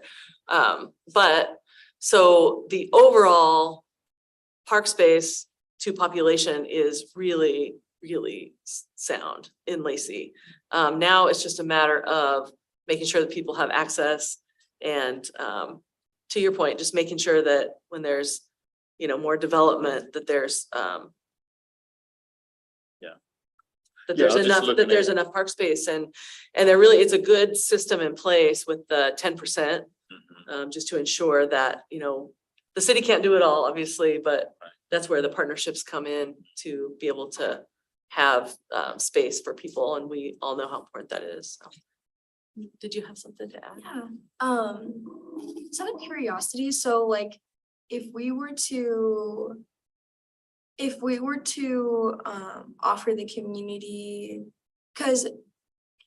My favorite parks personally are ones that highlight like biocentrism, like for example, your guys' idea with Grand Cuyo, sorry if I pronounced that wrong, or like Tommy State or Priest Point, you know, like Bigelow, other parts in the area that kind of just highlight just biocentricity and being with people while also being in nature. I feel like that was like being in Olympia and experiencing that was very valuable for me as a child. So as much as we have like these awesome parks where we can like do sports and all that kind of stuff, things like community farming and just like overall areas where like Grand Cuyo is something that I just wanted to highlight to you, and just like how impactful that was for me as a child to, you know, be in nature with my friends rather than on a turf field.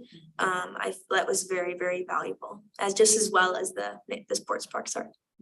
Great. Do you feel that the strategic goals, that piece is included? Yeah, definitely. I saw this video online. It's kind of bizarre, but this girl was like, you guys realize that we could just grow apple trees and the apples could fall from it and everybody could just come and get apples and have food, right? You guys realize we could just like take a park of 20 acres and just build a bunch of blackberry, blueberry, strawberry bushes and apple trees, and homeless people can just, you know what I'm saying? So stuff like that, are just like ideas that kind of came to my mind while reading the strategic goal plan. Like, how can we benefit the community through parks, as well as, you know, just like a way of entertaining children and making safe spaces for, you know, sports and cookouts and things like that. Like, how can we truly, like, what is the most effective way to benefit the community through parks? And it could possibly be through things like that, you know, just in these parks, building a tree, planting, you know, fruit trees and, you know, just vegetables around for people to, you know, observe and obviously Yeah. utilize. So what you'll like is that in the new plan update, you know, is talking about the different areas. And so what each section will talk about the different amenities in the area. And we do have a couple of opportunities. So there's a Woodland Creek Park Food Forest that's going to be coming online. It's a 1 acre, fruit, nuts and berries site with some community gardening and food access. And then at the new Grand Cuyo Park that I was mentioning, in a future phase, there is enough space for something like that as well. So we're really hoping to have a model, create a model, because it needs to be a partnership with a nonprofit, and then be able to duplicate that in different parks. So These parks could also be a great place for kids to learn these kinds of, you know, things and develop these attributes of farming and just like just overall, you know, learning how to create a sustainable environment on your own, you know, without a grocery store. Because let's say, you know, one day we don't have that, and then we have a whole generation of kids who have no idea how to plant, you know, how to plant something, you know, so, you know, using, you know, even like field trips to Grand Cuyo to, you know, plant things. And then that could be, you know, the form of community gardening, you know, through the park, you know. Just ways, yeah, just ways to educate the community and just benefit people through these parks like that. Great ideas. I feel like we should implement, like with what did you say it was? Wonderwood Park, was it? so Woodland Creek. Woodland Creek. Yep, that's yeah. where the community center is and the senior Yeah, center. Yeah, things like that. I love so much. I wonder, just had a couple little things, in the new vision statement. Could you put in the last, connecting people and building a strong, inclusive, healthy community? Oh, right. I mean, we could. Absolutely. We could just really get the word in there. Strong, strong, healthy, inclusive community, and just gives it a little bit more, I think. Oh, is that where you said, or after healthy? After healthy. After, maybe. after. Just an idea.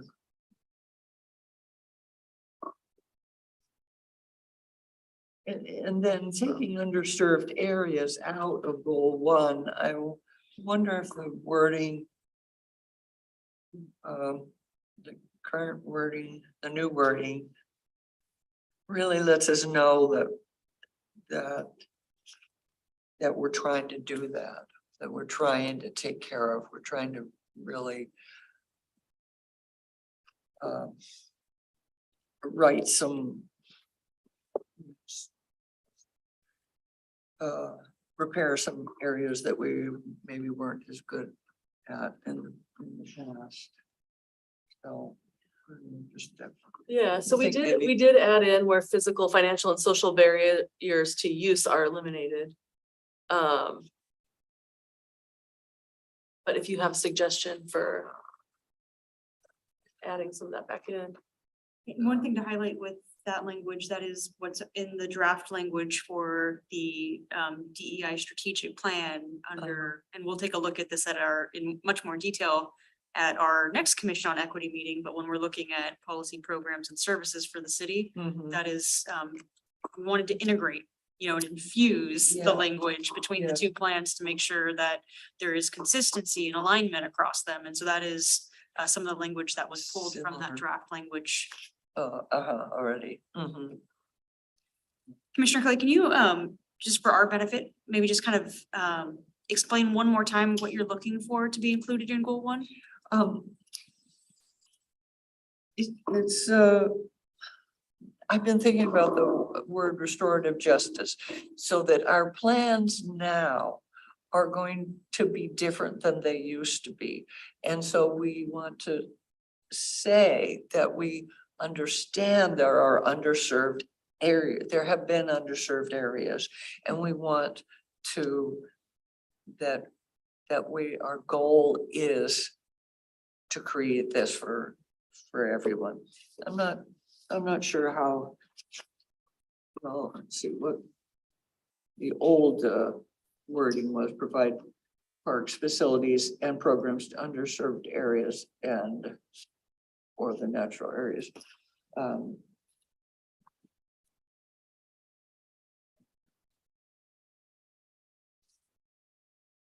Creating social barriers to use. Social barriers to use are eliminated. I'm not really sure. This is Kim, underserved area. Facilities and programs to underserved area and or natural area. I don't know if they go together. Well, and I don't think that they meant underserved, like maybe in the poor areas. I'm thinking underserved as in, maybe something to do with a park that wasn't utilized as much.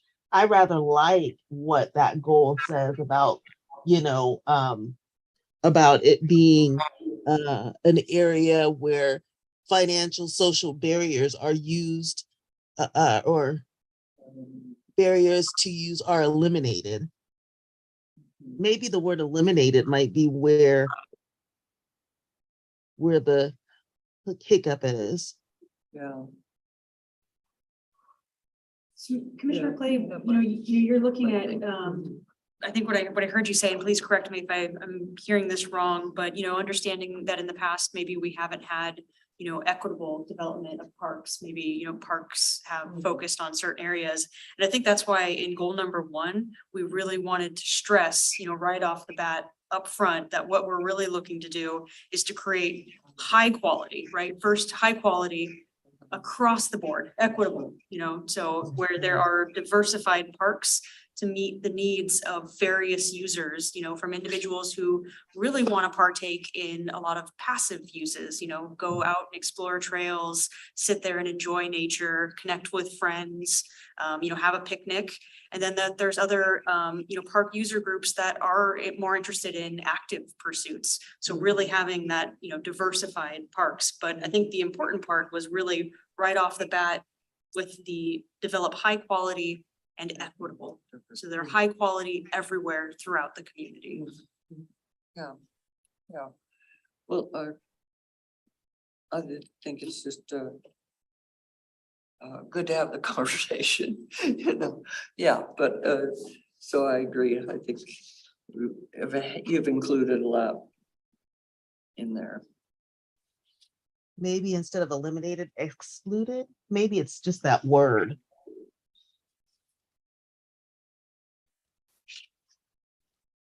And we'll take a look at that word in more detail at our next Commissioner on Equity meeting, again, because that is Commissioner Hart, the language that's currently in our draft. And so if you all want to think about that over the course of the next 4 weeks, we can return to, do we need to finesse that term and look for a substitute as part of our review of, strategies and really specifically looking at our benchmarks and indicators for that. Sure. My last thing was about art on 4, enhanced sites and artifact of history and cultural importance. Art itself, we're art and culture. And I just wonder what the goal is in terms of getting representative art in our community. Or if it falls somewhere else. Yeah, that's a great question. So art and artwork itself falls under the culture piece. Mm. Yep, and we did add culture to our department name, just because we have, culture includes heritage and art. And so that's why we use the word culture instead of like heritage, because we wanted it to be all encompassing. And there's strategies for the goals. And so That's- there's, yes, that's- right, and so we'll dig, so we'll dig into that more next time. Yeah, and looking at the goals and policies. But it's good to have this overview and give you kind of a taste of what we'll be diving into. That's really all I had on this, unless there's other questions, comments. So commissioners, just like Rick, we will be seeing Jen a lot more frequently over the course of the next year plus as we work on the Parks, Culture and Recreation Comprehensive Plan. Right. And Thank you, Jen. thank you so much. See you soon. Thank you, Jen. All right, commissioners, we have been here for about 2 hours. Do we want to take a 5-minute break before continuing on with tonight's agenda? Or do you want to just keep going? What's your pleasure, commissioners? Let's keep going. Folks at home take a break at their pleasure, but we're sitting here. Yeah. Let's just plow ahead. All right, well, then we can continue on. So give me just a second to let's start with the next agenda item.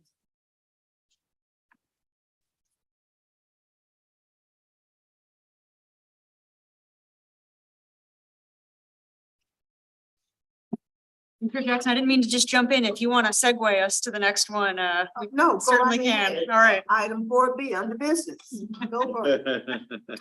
All right. Well, we are gonna See, I'm sorry. take a look at our diversity, equity, strategic plan work and continue the conversation. And specifically, we're here tonight to take a look at our focus areas and impact areas. We want to take a look and review what we previously worked on for our workforce and work environments, and then go on to the next section, which is really about community engagement and communication. So I just want to remind the group that there's multiple phases. I'm not going to go and read through each and every one of these, but that we are, kind of continuing on our journey to create this plan, and that there's still several more steps ahead of us. Looking to the future. A couple of important ones that I want to highlight are just engagement, with the city on a draft, and then also engagement with the community. So very much, like Rick and Jen had talked about, going out and getting feedback on those types of plans. We're going to want to be doing very similar engagement and participation events and surveys, et cetera, with the draft plan as we move forward. On that point, Shannon, the engagement, we had talked early on in the work of this commission, the idea and concept of going back out with focus groups of various specific communities, ethnic groups.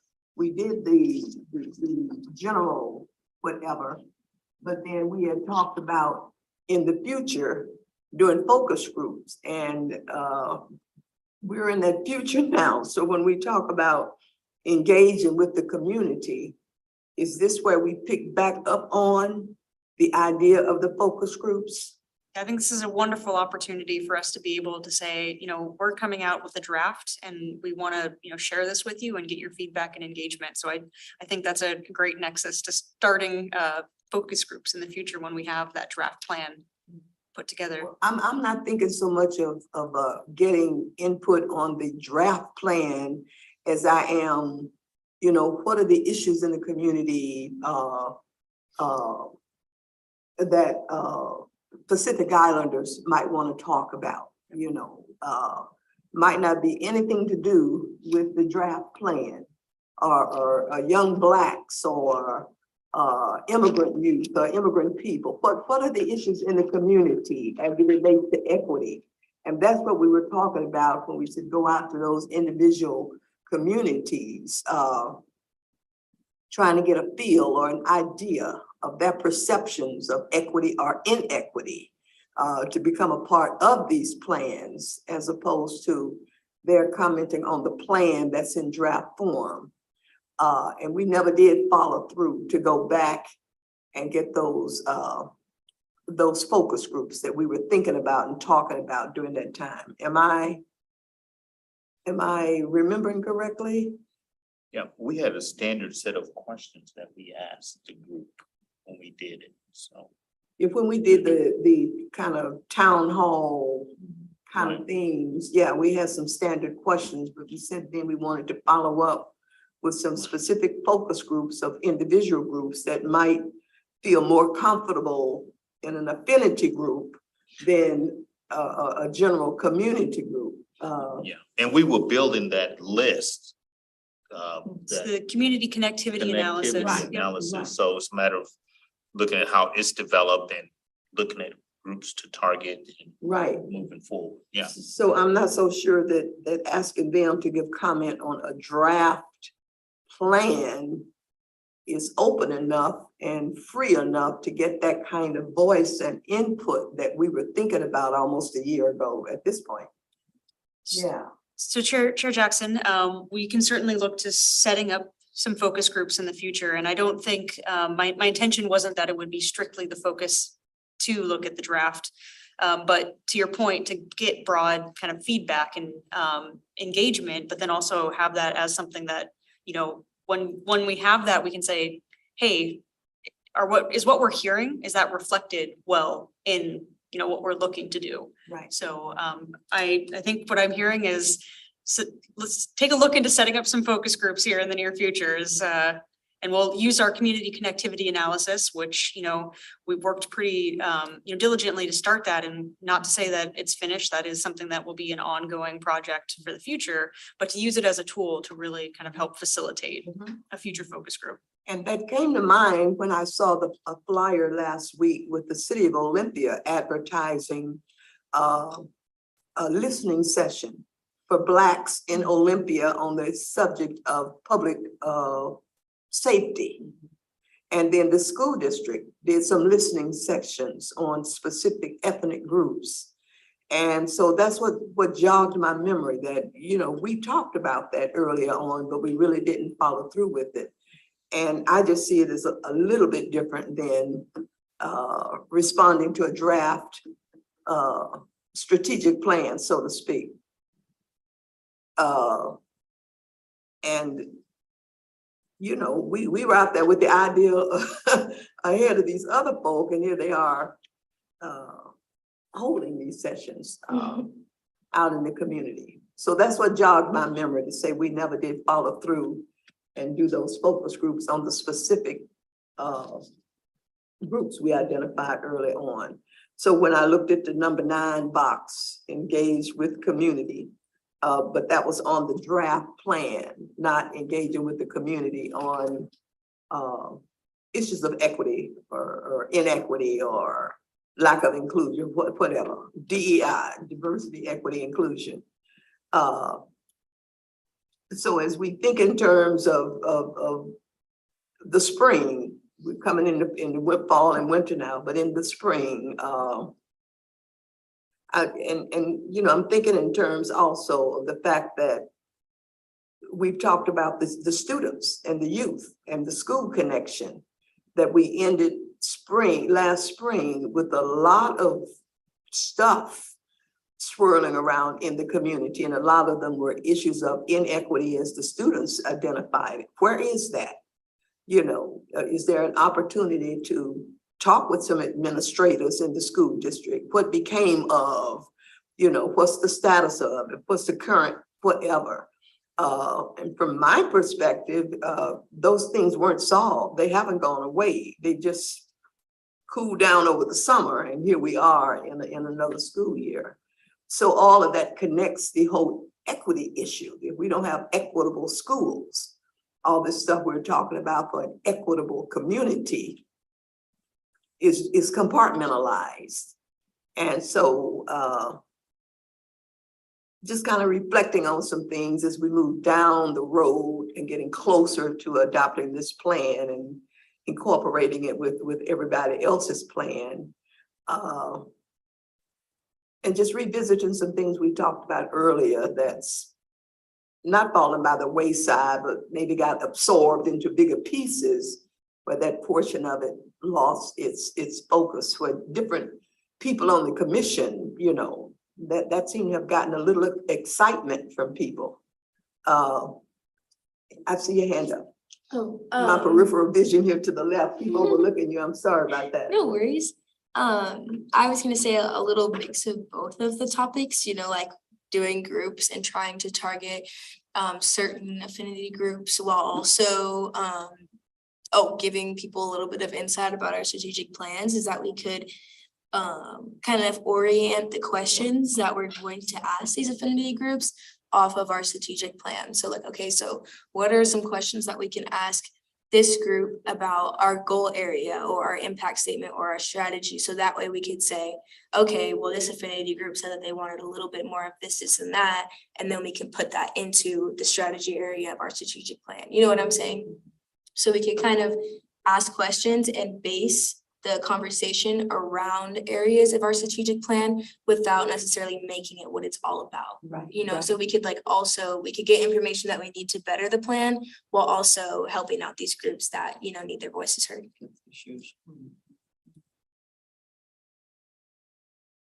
So that's what occurred to my mind when I saw engage with community. Thank you, Chair Sorry. Jackson, for bringing that up.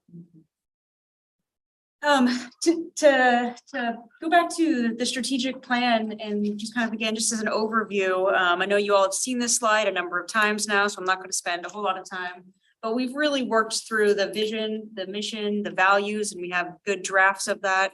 We have good drafts of the goal areas, and then also, you know, strategies within the goal areas. And so now the final part that we had heard when we were talking about this was, yes, it's great to have these, but how do we make sure that we are actually making progress or actually continuing movement? And that's why now we're looking at, you know, benchmarks and indicators. So things that we think might be helpful in, you know, diagnosing where we are, and if we need to take a look at things that maybe we didn't contemplate, or maybe activities are going well, or maybe we want to boost or enhance in certain areas. So that's really what we've been focusing on.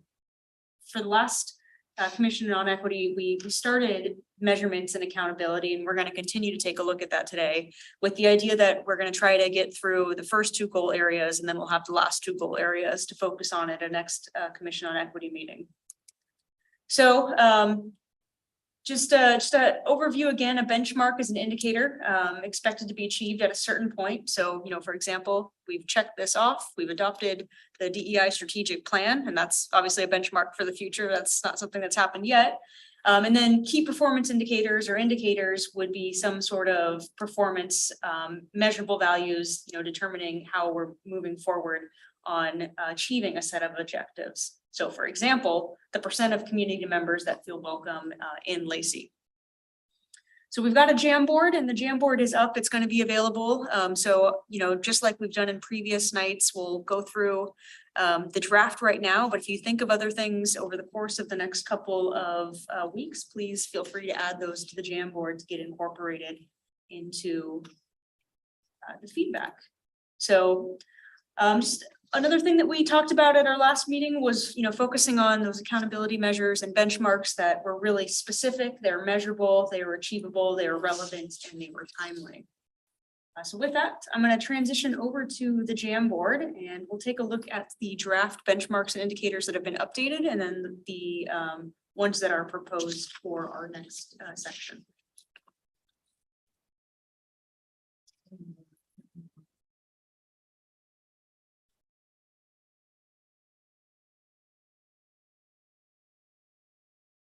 That is very small, so let me increase that. So we went through our workforce and work environments, and all of the updates in the packet are reflective in red. Everything that has not been updated is in black. So one of the things that we heard from the feedback was internships and job training opportunities. And so we put a benchmark in there to provide more internship and job training opportunities to introduce individuals to city careers.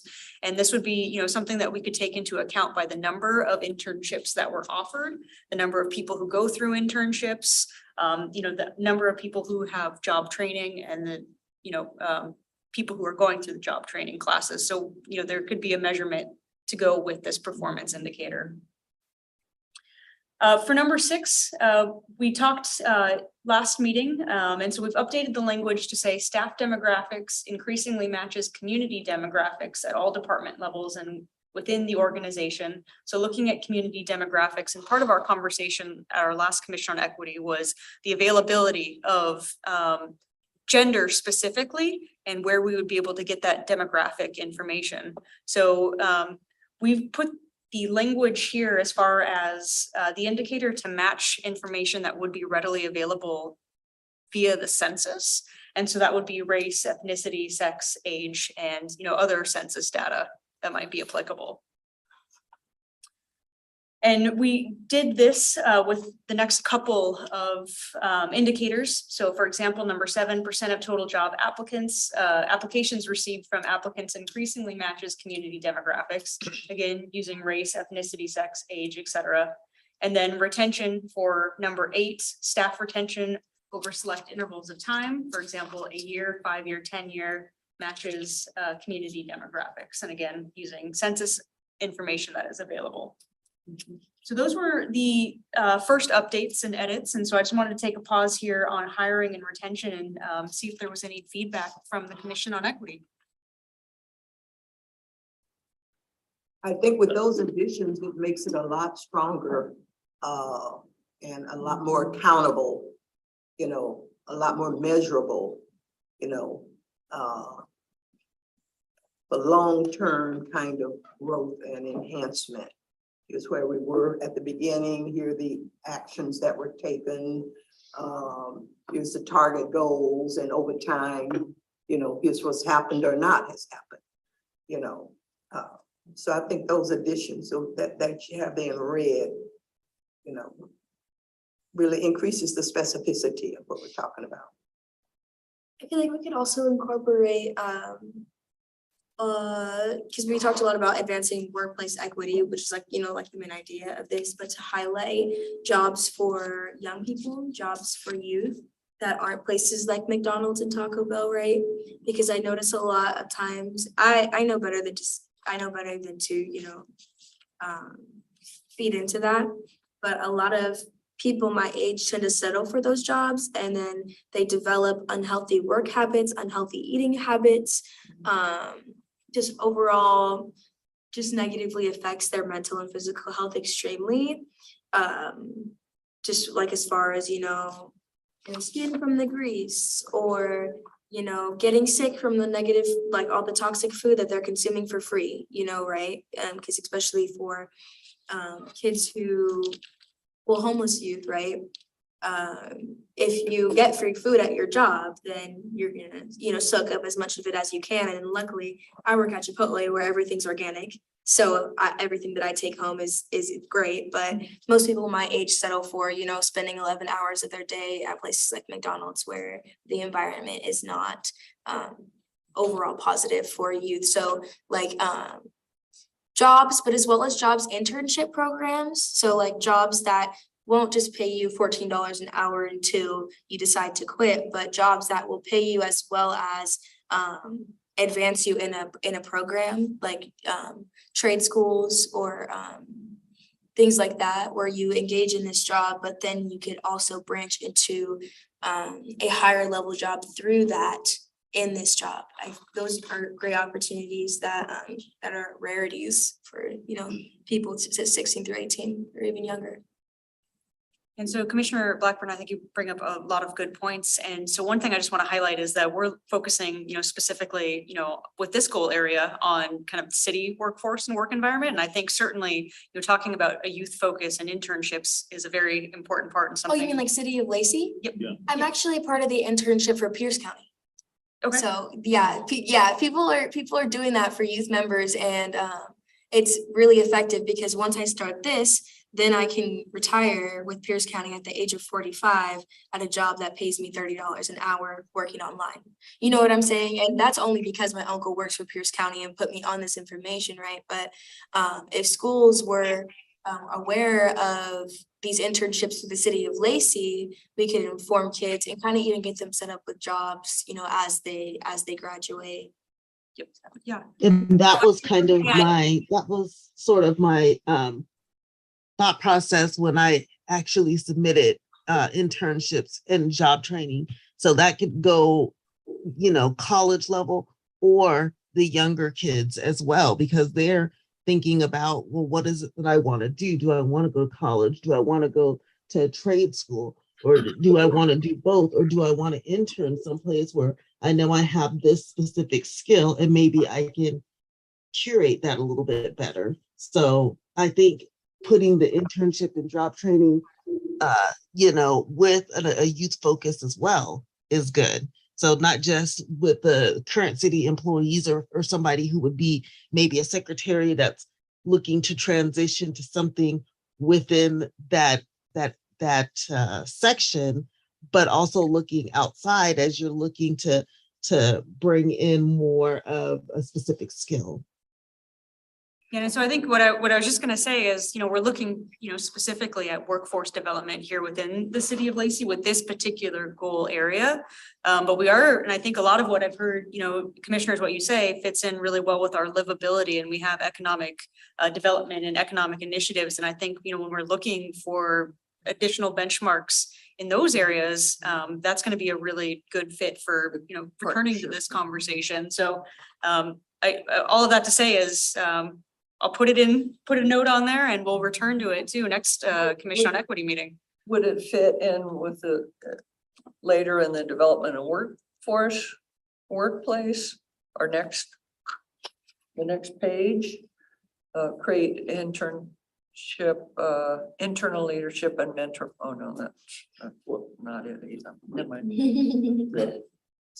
Looking at the internship program, and I'm a big proponent of internships, but I was looking at a program as simple as each department making a number of internship opportunities available for external people, for students, high school, college students, to come in and work with, say, facilities for someone who's interested in doing HVAC work or doing that type of work for parks in recreation to have internships for people who are interested in, you know, recreation, sports and recreation or whatever to get experience. For the police department to have internships or to work with the program they have, they're making more opportunities available. So these young people are getting a look at the city of Lacey, not only the city of Lacey, but various departments in Lacey of which they have an interest. And that could lead to, oh, I did an internship as a student, as a high school student. And now that I've graduated, I'm going to apply to work for the city of Lacey in this particular department because that's an area of interest. Or I was a college student who did an internship. Now I'm getting my degree in whatever. So I want to come work for the city of Lacey because I know they have opportunity. I worked in that environment. I saw what the professionals do and what that environment feels like, and I want to be a part of that. And the caveat would be, oh, and I'm diverse, you know, or something along those lines that would bring in not the training program. I think is totally different. Yeah, the internship is like development, you know. Give the students some projects, have them out, give them experience, get them some hands-on, some eyes-on, some things, and get them inspired to become a part of the, you know, become an employee of the city of Lacey down the road. That's what I was looking at. The training program for internals, that's totally different, I think. And I would even separate out the job training opportunities away from internship, have the internship program as a standalone program, and have it funded by the city of Lacey, so each department can pay these students to do this internship. Maybe in partnership with Northern Public Schools.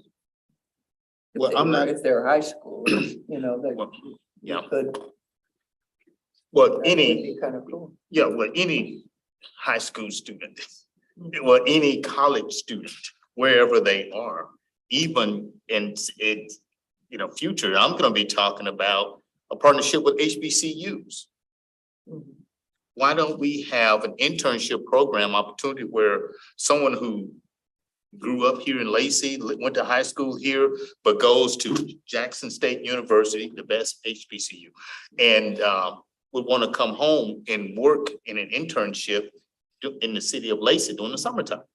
Yeah. When they graduate, now that is a student you're looking at becoming a member of the HR department or a member of, you know, whichever department. That's the type of thing that I'm looking at, you know, as well. That would increase diversity, you know, as well. Evergreen does that quite a bit. I think they- Especially for Evergreen. BIPOC students or students who are struggling to graduate. I don't know if it's called Ignite or Envision, but whatever they did with Southsound High School, it's a program where you take regular classes, just like 2 or 3 of them, and then you also have an opportunity to choose like a workforce that you're interested in and learn about that and kind of form yourself into like some sort of internship. I don't go to that school, so I'm not sure, but this is just pass on information. And then once you graduate, you're able to, you know, be put on positions in the city involving that trade that you were studying. And I feel like the main goal of that,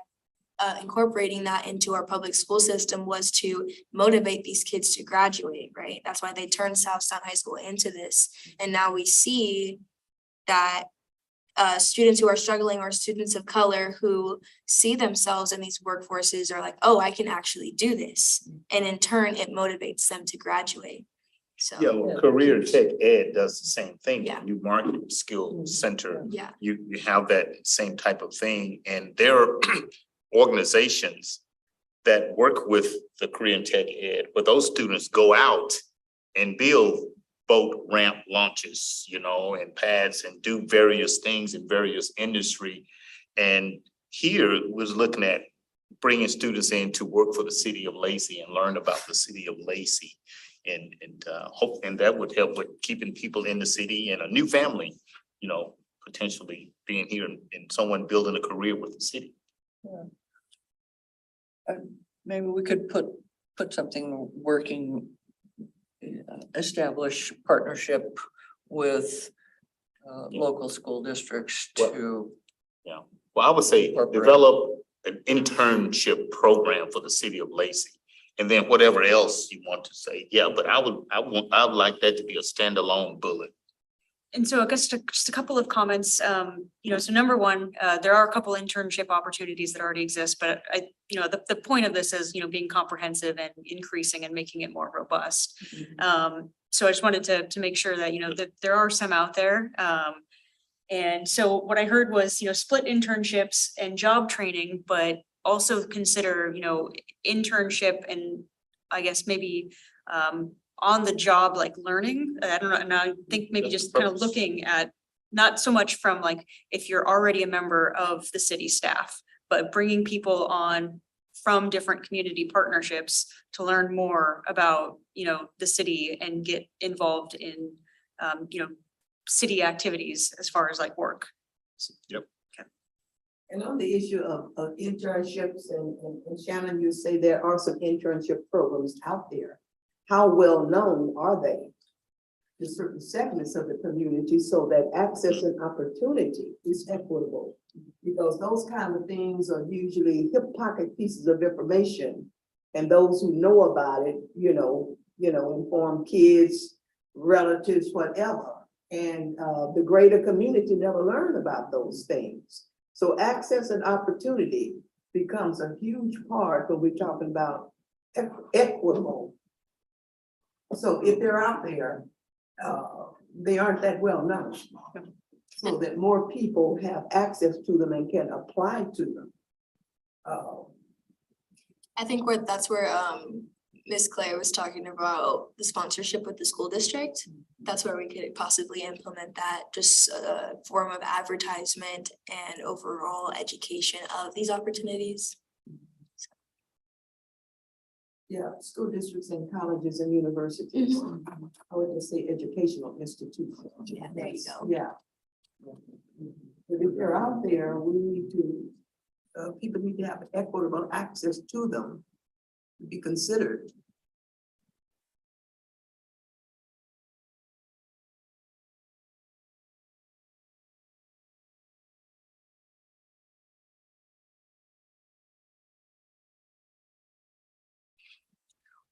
Yeah, and that's the barrier we want to bring down is the people only sharing this information with people they know or Right, family members, right. where you get, that pushing on to generations, the same family working with the city of Lacey, where they were given an unequitable and inequitable opportunity to become a part of the city of Lacey.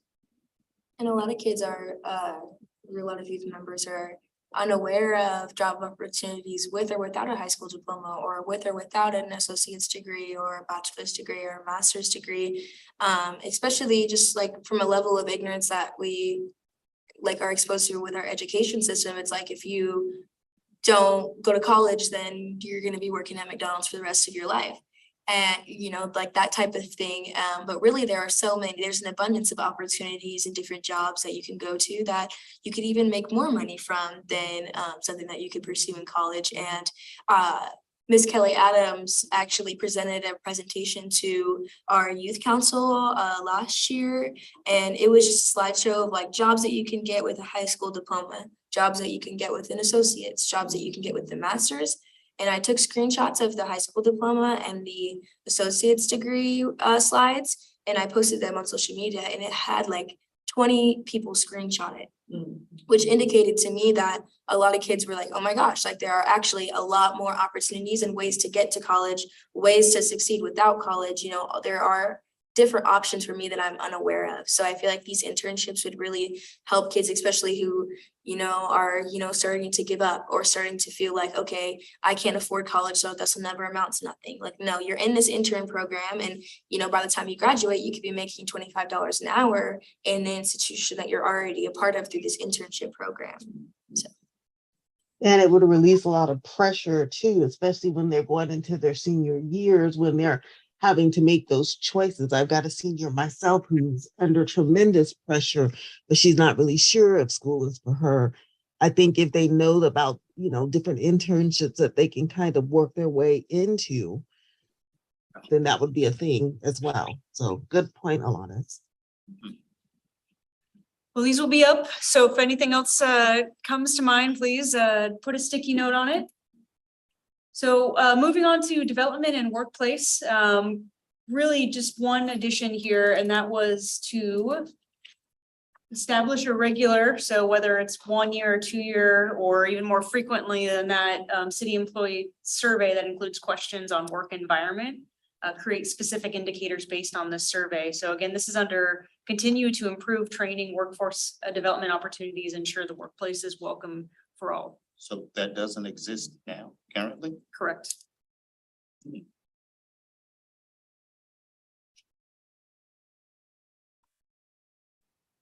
I like that. Well, that's a good addition. Mhm, yeah. Need to know how the employees feel. All right, well, so those were the edits based on the feedback from the last, and thank you for the conversation. We'll continue to work on that and come back to the group. And so now we're gonna shift to community access and engagement. And so, as part of kind of building up, we're also looking at information that would be helpful to include in this section to help inform people while they're reading through it. So again, kind of key terms and, good data that should be brought as part of this.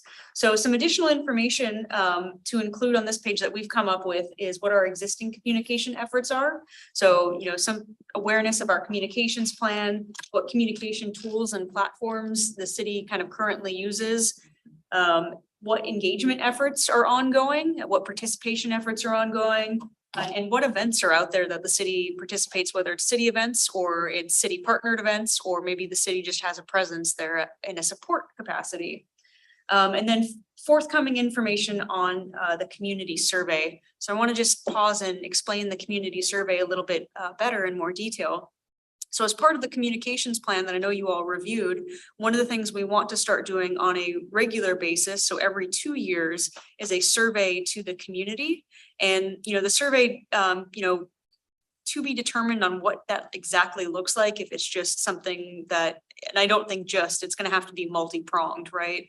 So it'll have to be, something where maybe a mailer, maybe a social media link, maybe telephone calls or other types of engagement where you're actually in the community, but getting a baseline community feedback on, how the community feels about, things that are going on in the community, how it feels about city services, how it feels about, other services that are available. So really establishing a baseline of just kind of generally, where are we at here in the city of Lacey? We do that a lot for, very like project specific. So, Jen came here and talked about our parks plan, and, the development of Greg Cuyo Park is a really good example where we do a lot of outreach and engagement for that specifically, but we don't always do kind of just, broader, what is the sentiment in the community? We certainly ask questions for, our comprehensive plan that are broad and are going to fit into categories. But I think sentiment and feeling towards services is something we don't ask typically a lot of questions on. And so the idea with the community survey is that we would start to ask those types of questions, get a foundational understanding of where we're at, and then repeat similar questions over time so that we can get a longitudinal study of, are we actually, moving the needle on where we're at? Are we seeing decreases, and do we need to be concerned about, what's going on there? But then in addition, we can ask questions that are relevant for that survey. So maybe something that's not repeated, and every time we do the survey itself. So we're looking to actually do the first survey hopefully in 2023. At this point in time, I'd have to say it would likely be late summer, fall of 2023, but to establish that baseline and be able to pull metrics from that, in the future for city services. And one of those city services could be communication and engagement efforts. So you'll see a couple of references to community survey when we look at indicators. And I just wanted to kind of unpack a little bit about what that was. And then it flows into livability too. Yeah. Absolutely. And programs, services, and policies. Yeah. Good. Any questions on the community survey? So some key terms that we identified as being important is access, belongingness, diversity, inclusion, and tokenism. To just kind of explain, and unpack what we're looking for when we're looking at community access and engagement. Or not looking for when it comes to tokenism. Yeah. Belongingness. That's a word now. Hmm? Belongingness. It's a whole new science out there. And so you can find the definition of that in the OFM glossary. Sounds like a word I would say. Down south, we say Be in my makeup belongings. words.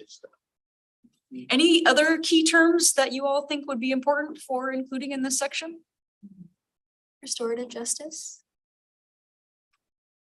And so we have that identified as one of the things we're going to come back to Commissioner Blackburn. In the glossary. Yep. Yeah. So we will revisit that one. Just an overall, like, do you feel that the spaces that you are in have an overall effort towards diversity and equity? Because a lot of times it's like, we haven't reached that point yet, obviously, of, success in a lot of those areas, but it's important to feel as though the people around you are trying it. They have an understanding of the fact that there needs to be effort in that area, rather than just a level of, well, we know this is happening and there's really nothing we can do about it. Just an overall sense of effort and belonging, and like you are, involved in something bigger than yourself that is, supporting restorative justice.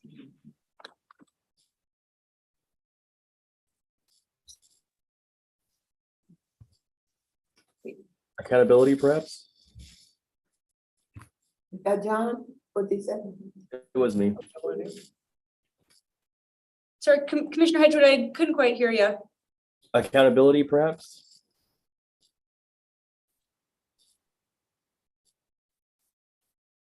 Great. All right, well, again, if you think of anything over the next 2 weeks, let me know via the Jamboard or via email. So, let's see here. So looking at the first part, which is communications, and this is specifically focused on, city communications. So how do we reach out to community members? And so the strategy was implement the communications plan, including developing a language access plan to improve communication accessibility and continue to enhance the cultural relevancy of city materials. And so the draft benchmarks and indicators that we have developed are develop and implement a language access plan, establish accessibility standards for print and digital materials, and then the percent of new city materials that meet accessibility standards that are set increasingly gets to 100%. So looking, for all of the new stuff that the city makes to make sure it is up to that standard so it is accessible. And then continuing with that, percent of all city materials that meet accessibility standards increasingly gets to 100%. So the focus here is on new because, that's something that we will be creating in the future. And then, going back and making sure that more of our materials become, more accessible. Number 3 is the number or percent of translated city materials increases each year aligned with the language access plan. So the idea with the language access plan is that we would have, kind of priority set for what needs to be translated and can be strategic about it. So continuing to implement that. Number 4 is use of closed captioning at public meetings increases each year and gets to 100%. And the city strategically increases the use of translation and interpretive services for city events and programs.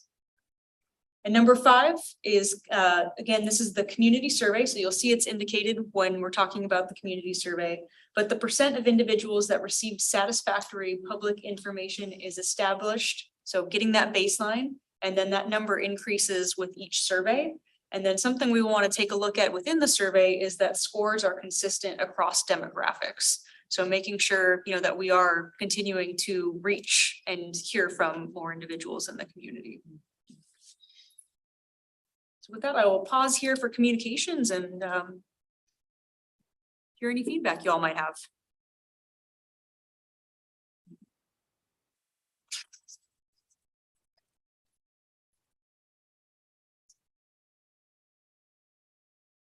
These are all pretty great.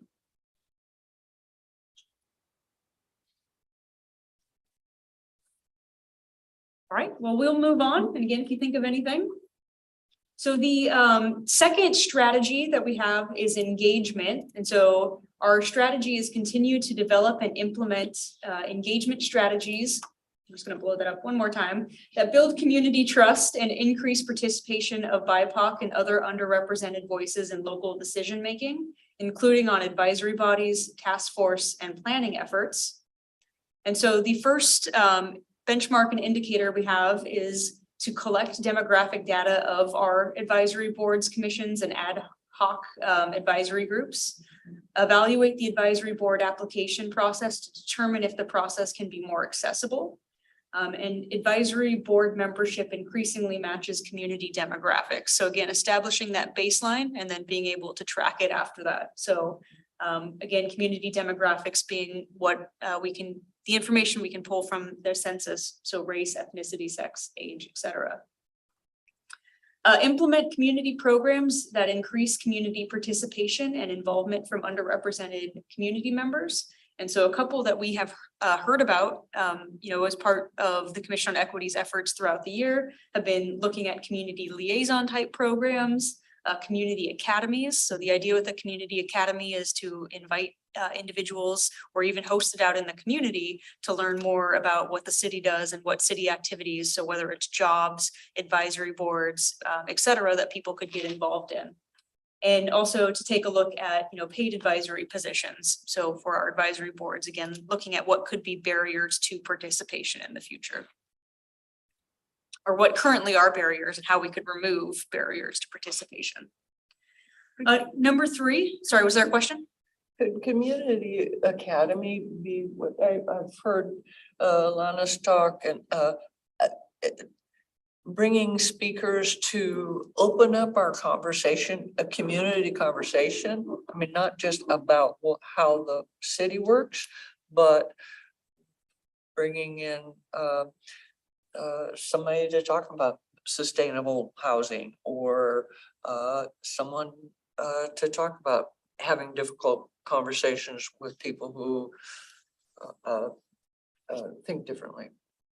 That kind of like broader community dialogue.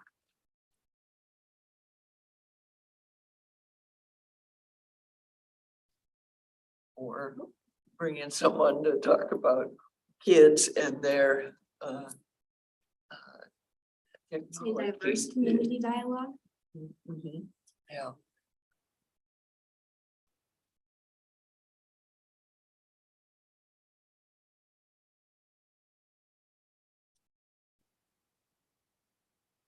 And I think the key here is the fact that we're trying to increase community participation and involvement. And so how do we do that? When we analyze who's a part of what and where there's underrepresentation, and how are we going to increase that? So that people feel as though their input counts, they're being listened to, they're being at least considered, if not completely heard, but being considered. And so that's the whole key to increasing that community participation. And so we've got the three ways, that community liaison program, community academy, and paid advisory positions. Do these specific focus groups fit into this engagement piece somewhere? That might help to increase that participation?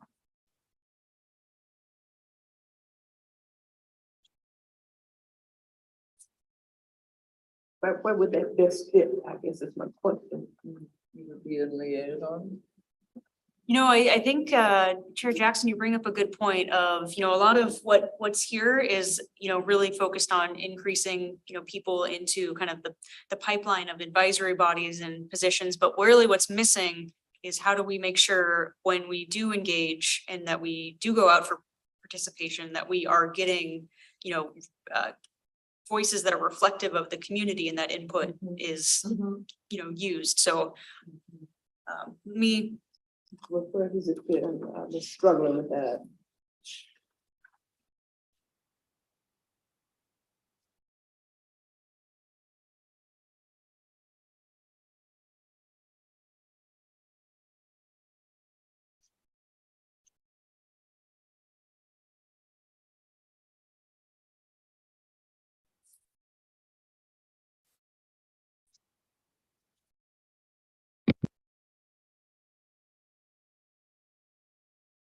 And you know what, I might have just missed something here too with number 3. I guess I don't think I saw this one here, but increased percentage of city engagement opportunities that allow for online participation increases.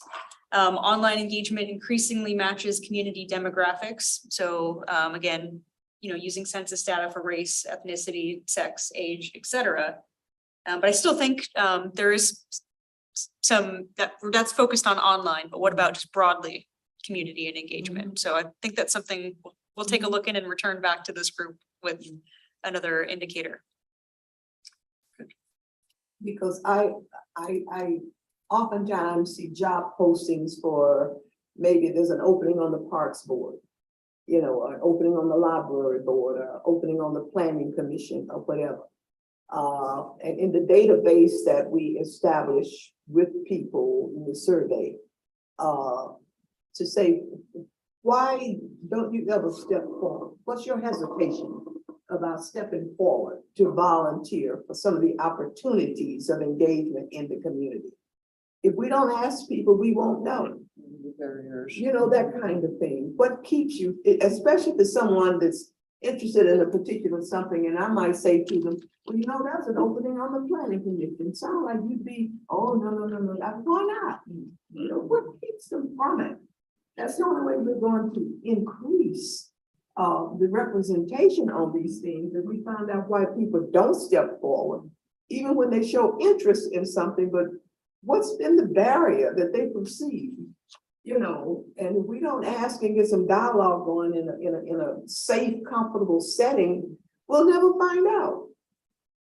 Well, I was into it until I saw they wanted you to this, or they wanted you to that, or they want, was that really necessary what they wanted? If it's keeping enough folk out from, I don't know. I'm just saying, the focus groups developed the kind of way we wanted, might give us some unusual information that might change some processes and procedures that enhances this equitable participation and engagement we're looking for. But if we can't figure out why people don't come forward, why people aren't availing themselves of the opportunity that's out there, and the pool from which you have to choose never changes.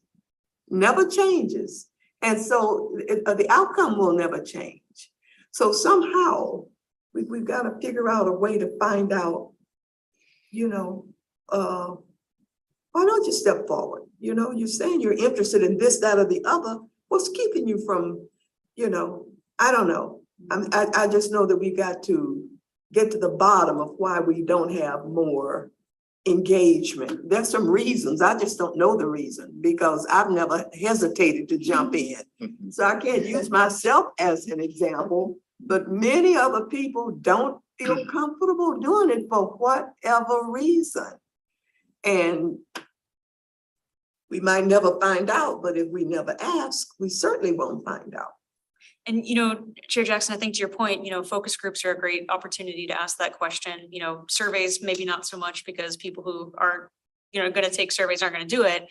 But that's why also looking at community liaison programs, right? So community members going into the community to ask those types of questions of, why are you not interested in filling out a survey or being on an advisory body or going to this open house, et cetera, right? So I think point well taken. All right, so I know we've got 15 minutes. I just want to time check before we Yeah, wrap up. go ahead. I have one other issue, I think it's in engagement. Is how do we track the issues that come, the concerns that come to us? Like, how do we track and record, like, the comments we got around the flag issue? Or the sponsorship issue? I mean, do we have any public, like, record for the commission on how to, like, track those issues? This was an issue, we dealt with it this way. This is issue, it came up in 2022, so that we could go back and say, oh, well, that issue came up then too. This, I mean, is there any mechanism Yeah, to yeah. track issues? So Commissioner Clay, there's not like a database, right, that we're entering this into, but one thing that every advisory body does do is they put together a work plan every year. Right. And as part of the work plan, they reflect too on, previous activities that the advisory body has been engaged in. So the Commission on Equity will be, going to a joint meeting with the Lacey City Council, likely in February. And as part of that presentation, like we did last year, we'll get to be able to say, here's all the things that we looked into. So for example, we took a look at the flag policy and moved forward with a recommendation. We're going to take a look at the city's corporate sponsorship policies and, make a recommendation. So you do have the opportunity to report out, but there isn't like a database necessarily. I see. But So one then you thing. could go track back to the minutes or something, Yep, and you can go back to the minutes and, certainly any public comment is made part of a record too. So that record is available for community members to view and see, But the other thing I just wanted to highlight, and this is something that the city is working on, is a robust, what we currently call Lacey 311. The name is to be determined in the future, but it is online on the website. It is something where you can, and in the future, it'll be available like via an app and maybe even text.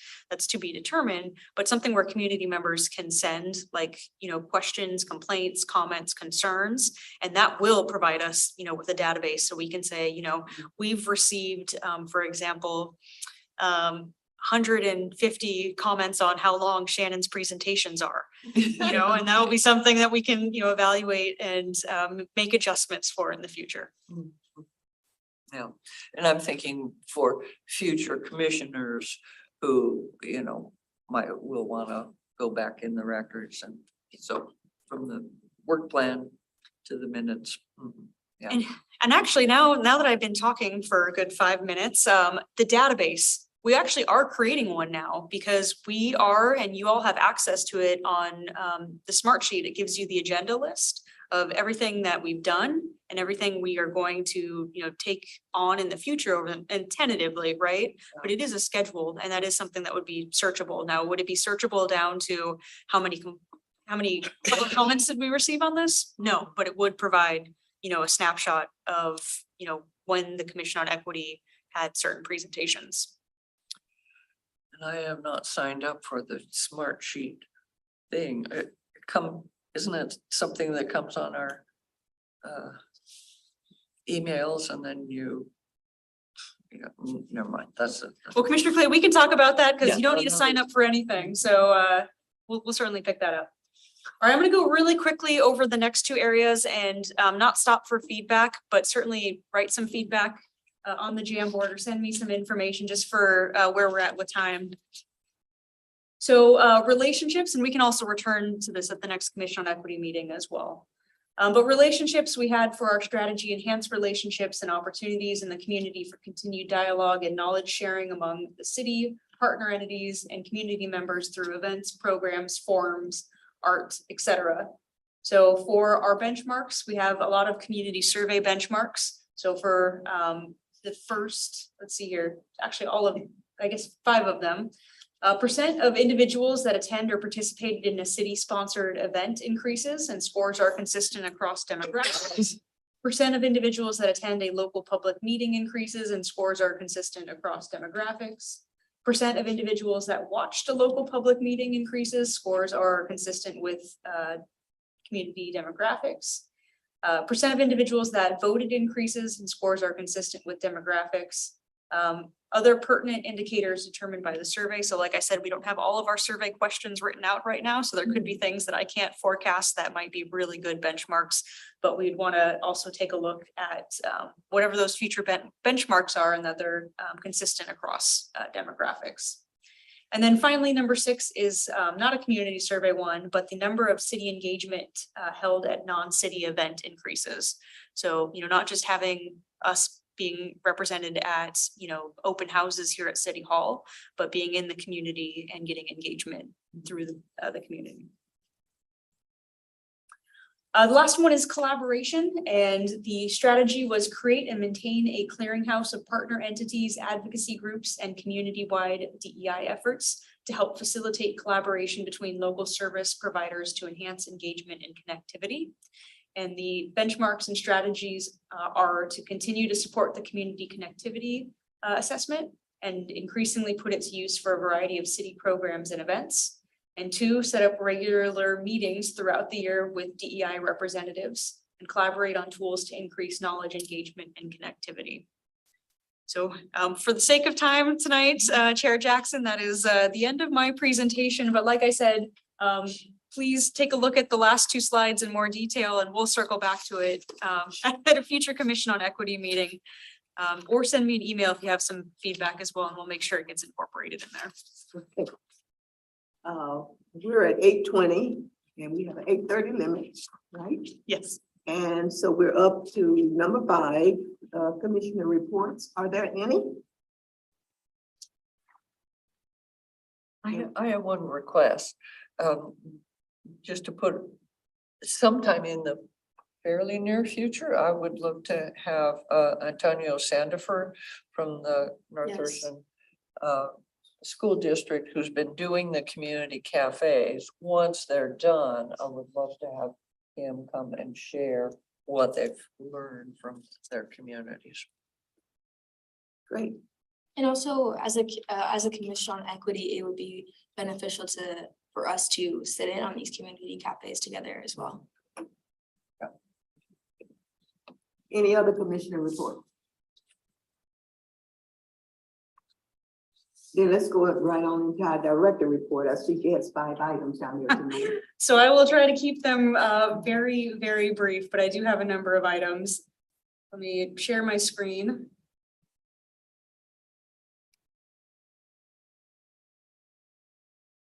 And so the first thing I just wanted to start with was the City of Lacey has its proposed budget up and available for you all to take a look at. And I just thought it would be really good to go over a couple of highlights in the budget, but in my email, I provided you the links to that as well as to the budget presentation. So if you want more information after this very brief highlight, please let me know and I can get you some more information. So big things to note is this year, the City Council adopted a work plan, and in the work plan, they identified their goals for 2022 through 2024. And within those goals, there are certain strategies and benchmarks as well. So taking a look at the budget document, having those strategies reflected in the budget for the year. So a couple of things that are proposed in the budget. For responsive community.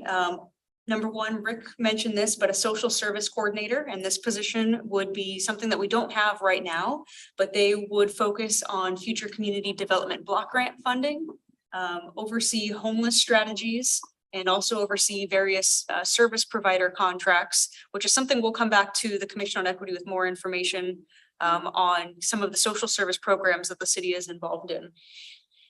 The second position that is being proposed is a diversity, equity, and inclusion coordinator. And so this position would administer the DEI strategies, initiatives, and training, develop DEI policies and programs, and focus on employee engagement and employee training. Third position is a climate sustainability coordinator, and this would really be to focus on implementing the Thurston Climate Mitigation Plan, coordinating energy and sustainability programs. Wanna clap for that, Ella? She can be an intern. She's volunteering. There we go. Each of these new positions should have internships. Yeah. And then the fourth position that I just wanted to highlight, and there are 4 other positions that are also being proposed, but I just wanted to make sure that the commission was aware of these positions, is the park comprehensive planner and coordinator to focus on a lot of the big projects that Jen was just here tonight to present on. So specifically, park project planning and administration. So how do we go from a concept that, Jen is working on to it being built in the environment? And then also grant administration. How do we get funding to build and maintain those parks? And the fifth one is a housing coordinator, and Rick mentioned this one. This person would be tasked with really implementing the housing action plan and coordinating housing efforts across the region with our regional partners. Another thing that was included, and this is a program that has been a city council staple for many years, is $60,000 for the neighborhood grant program. One change though this year is typically in the past, you had to be involved in a HOA in order to be eligible for this program, but the city has actually expanded it. So you could have informal groups, within a neighborhood actually apply for these grants and make community improvements. So we'll get you some more information on this as well, but it's a great program and we see a lot of really good projects developed in the community. Funding for the Lacey Veteran Services Hub continues, and that is a facility that has just continued to grow and grow and grow. I think last year we had over 9,000 appointments. And so it's just been a phenomenal community asset, and we're going to continue to, expand and leverage the Lacey Veteran Services Hub. We have a Mayor's Gala coming up in the springtime in 2023, and this is an event that we hold where donations go to the Lacey Veteran Services Hub and help veterans and their families get services. Climate action initiatives and programs. So there is $200,000 set aside for actually, implementing the Thurston Climate Mitigation Plan. So not only do we have that position, but also really looking to roll out, programs here in 2023. And we talked a lot about the police station, but just wanted another thing to highlight. Really, the police department here at the city has grown exponentially since, it started. I mean, it was established in 1967 with 3 commissioned officers, and fast forward, we now have 63. And so really taking a look at an aging facility and how do we move forward with the police station. And since we spent quite a bit of time on this, you all just kind of high level, there's 2 proposed options. And so one option would use reserves, American Rescue Plan Act funds, and then also real estate excise tax in addition to a councilmanic bond. And then the second option is, to go to the vote of the people for a bond for the full amount. So those are the 2 options. Greg Cuyo Park, we discussed this, kicking off phase 1A. So this is that big park that Jen was talking about and really looking to enhance the passive and active recreation features. And so the first phase is going to include developing the parking entrance, parking lot, a portable restroom solution for the present, while we look at, kind of future phases of having something that's not portable. A large all access playground, large picnic shelter, and lots of trails. And then final big thing is going to be an 18-hole disc golf course.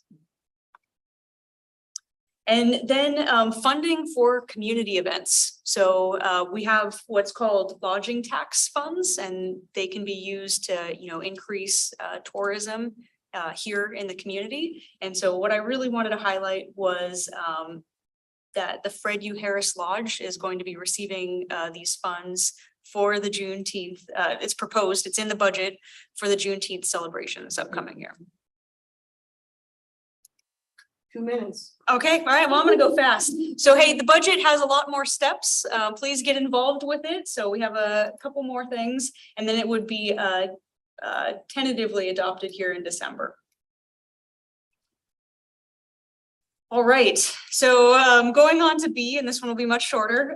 We do have the joint meeting with the Commission on Equity and the Park Board of Commissioners planned for Monday, November 14th at 5:30, so right here. And the purpose of that meeting is going to take a look at the city's corporate sponsorship policy. The 2023 work plan, like I mentioned, every year we have to put together a work plan. So we are going to have to take a look at that at the next couple of meetings. So that will take some time for us to do.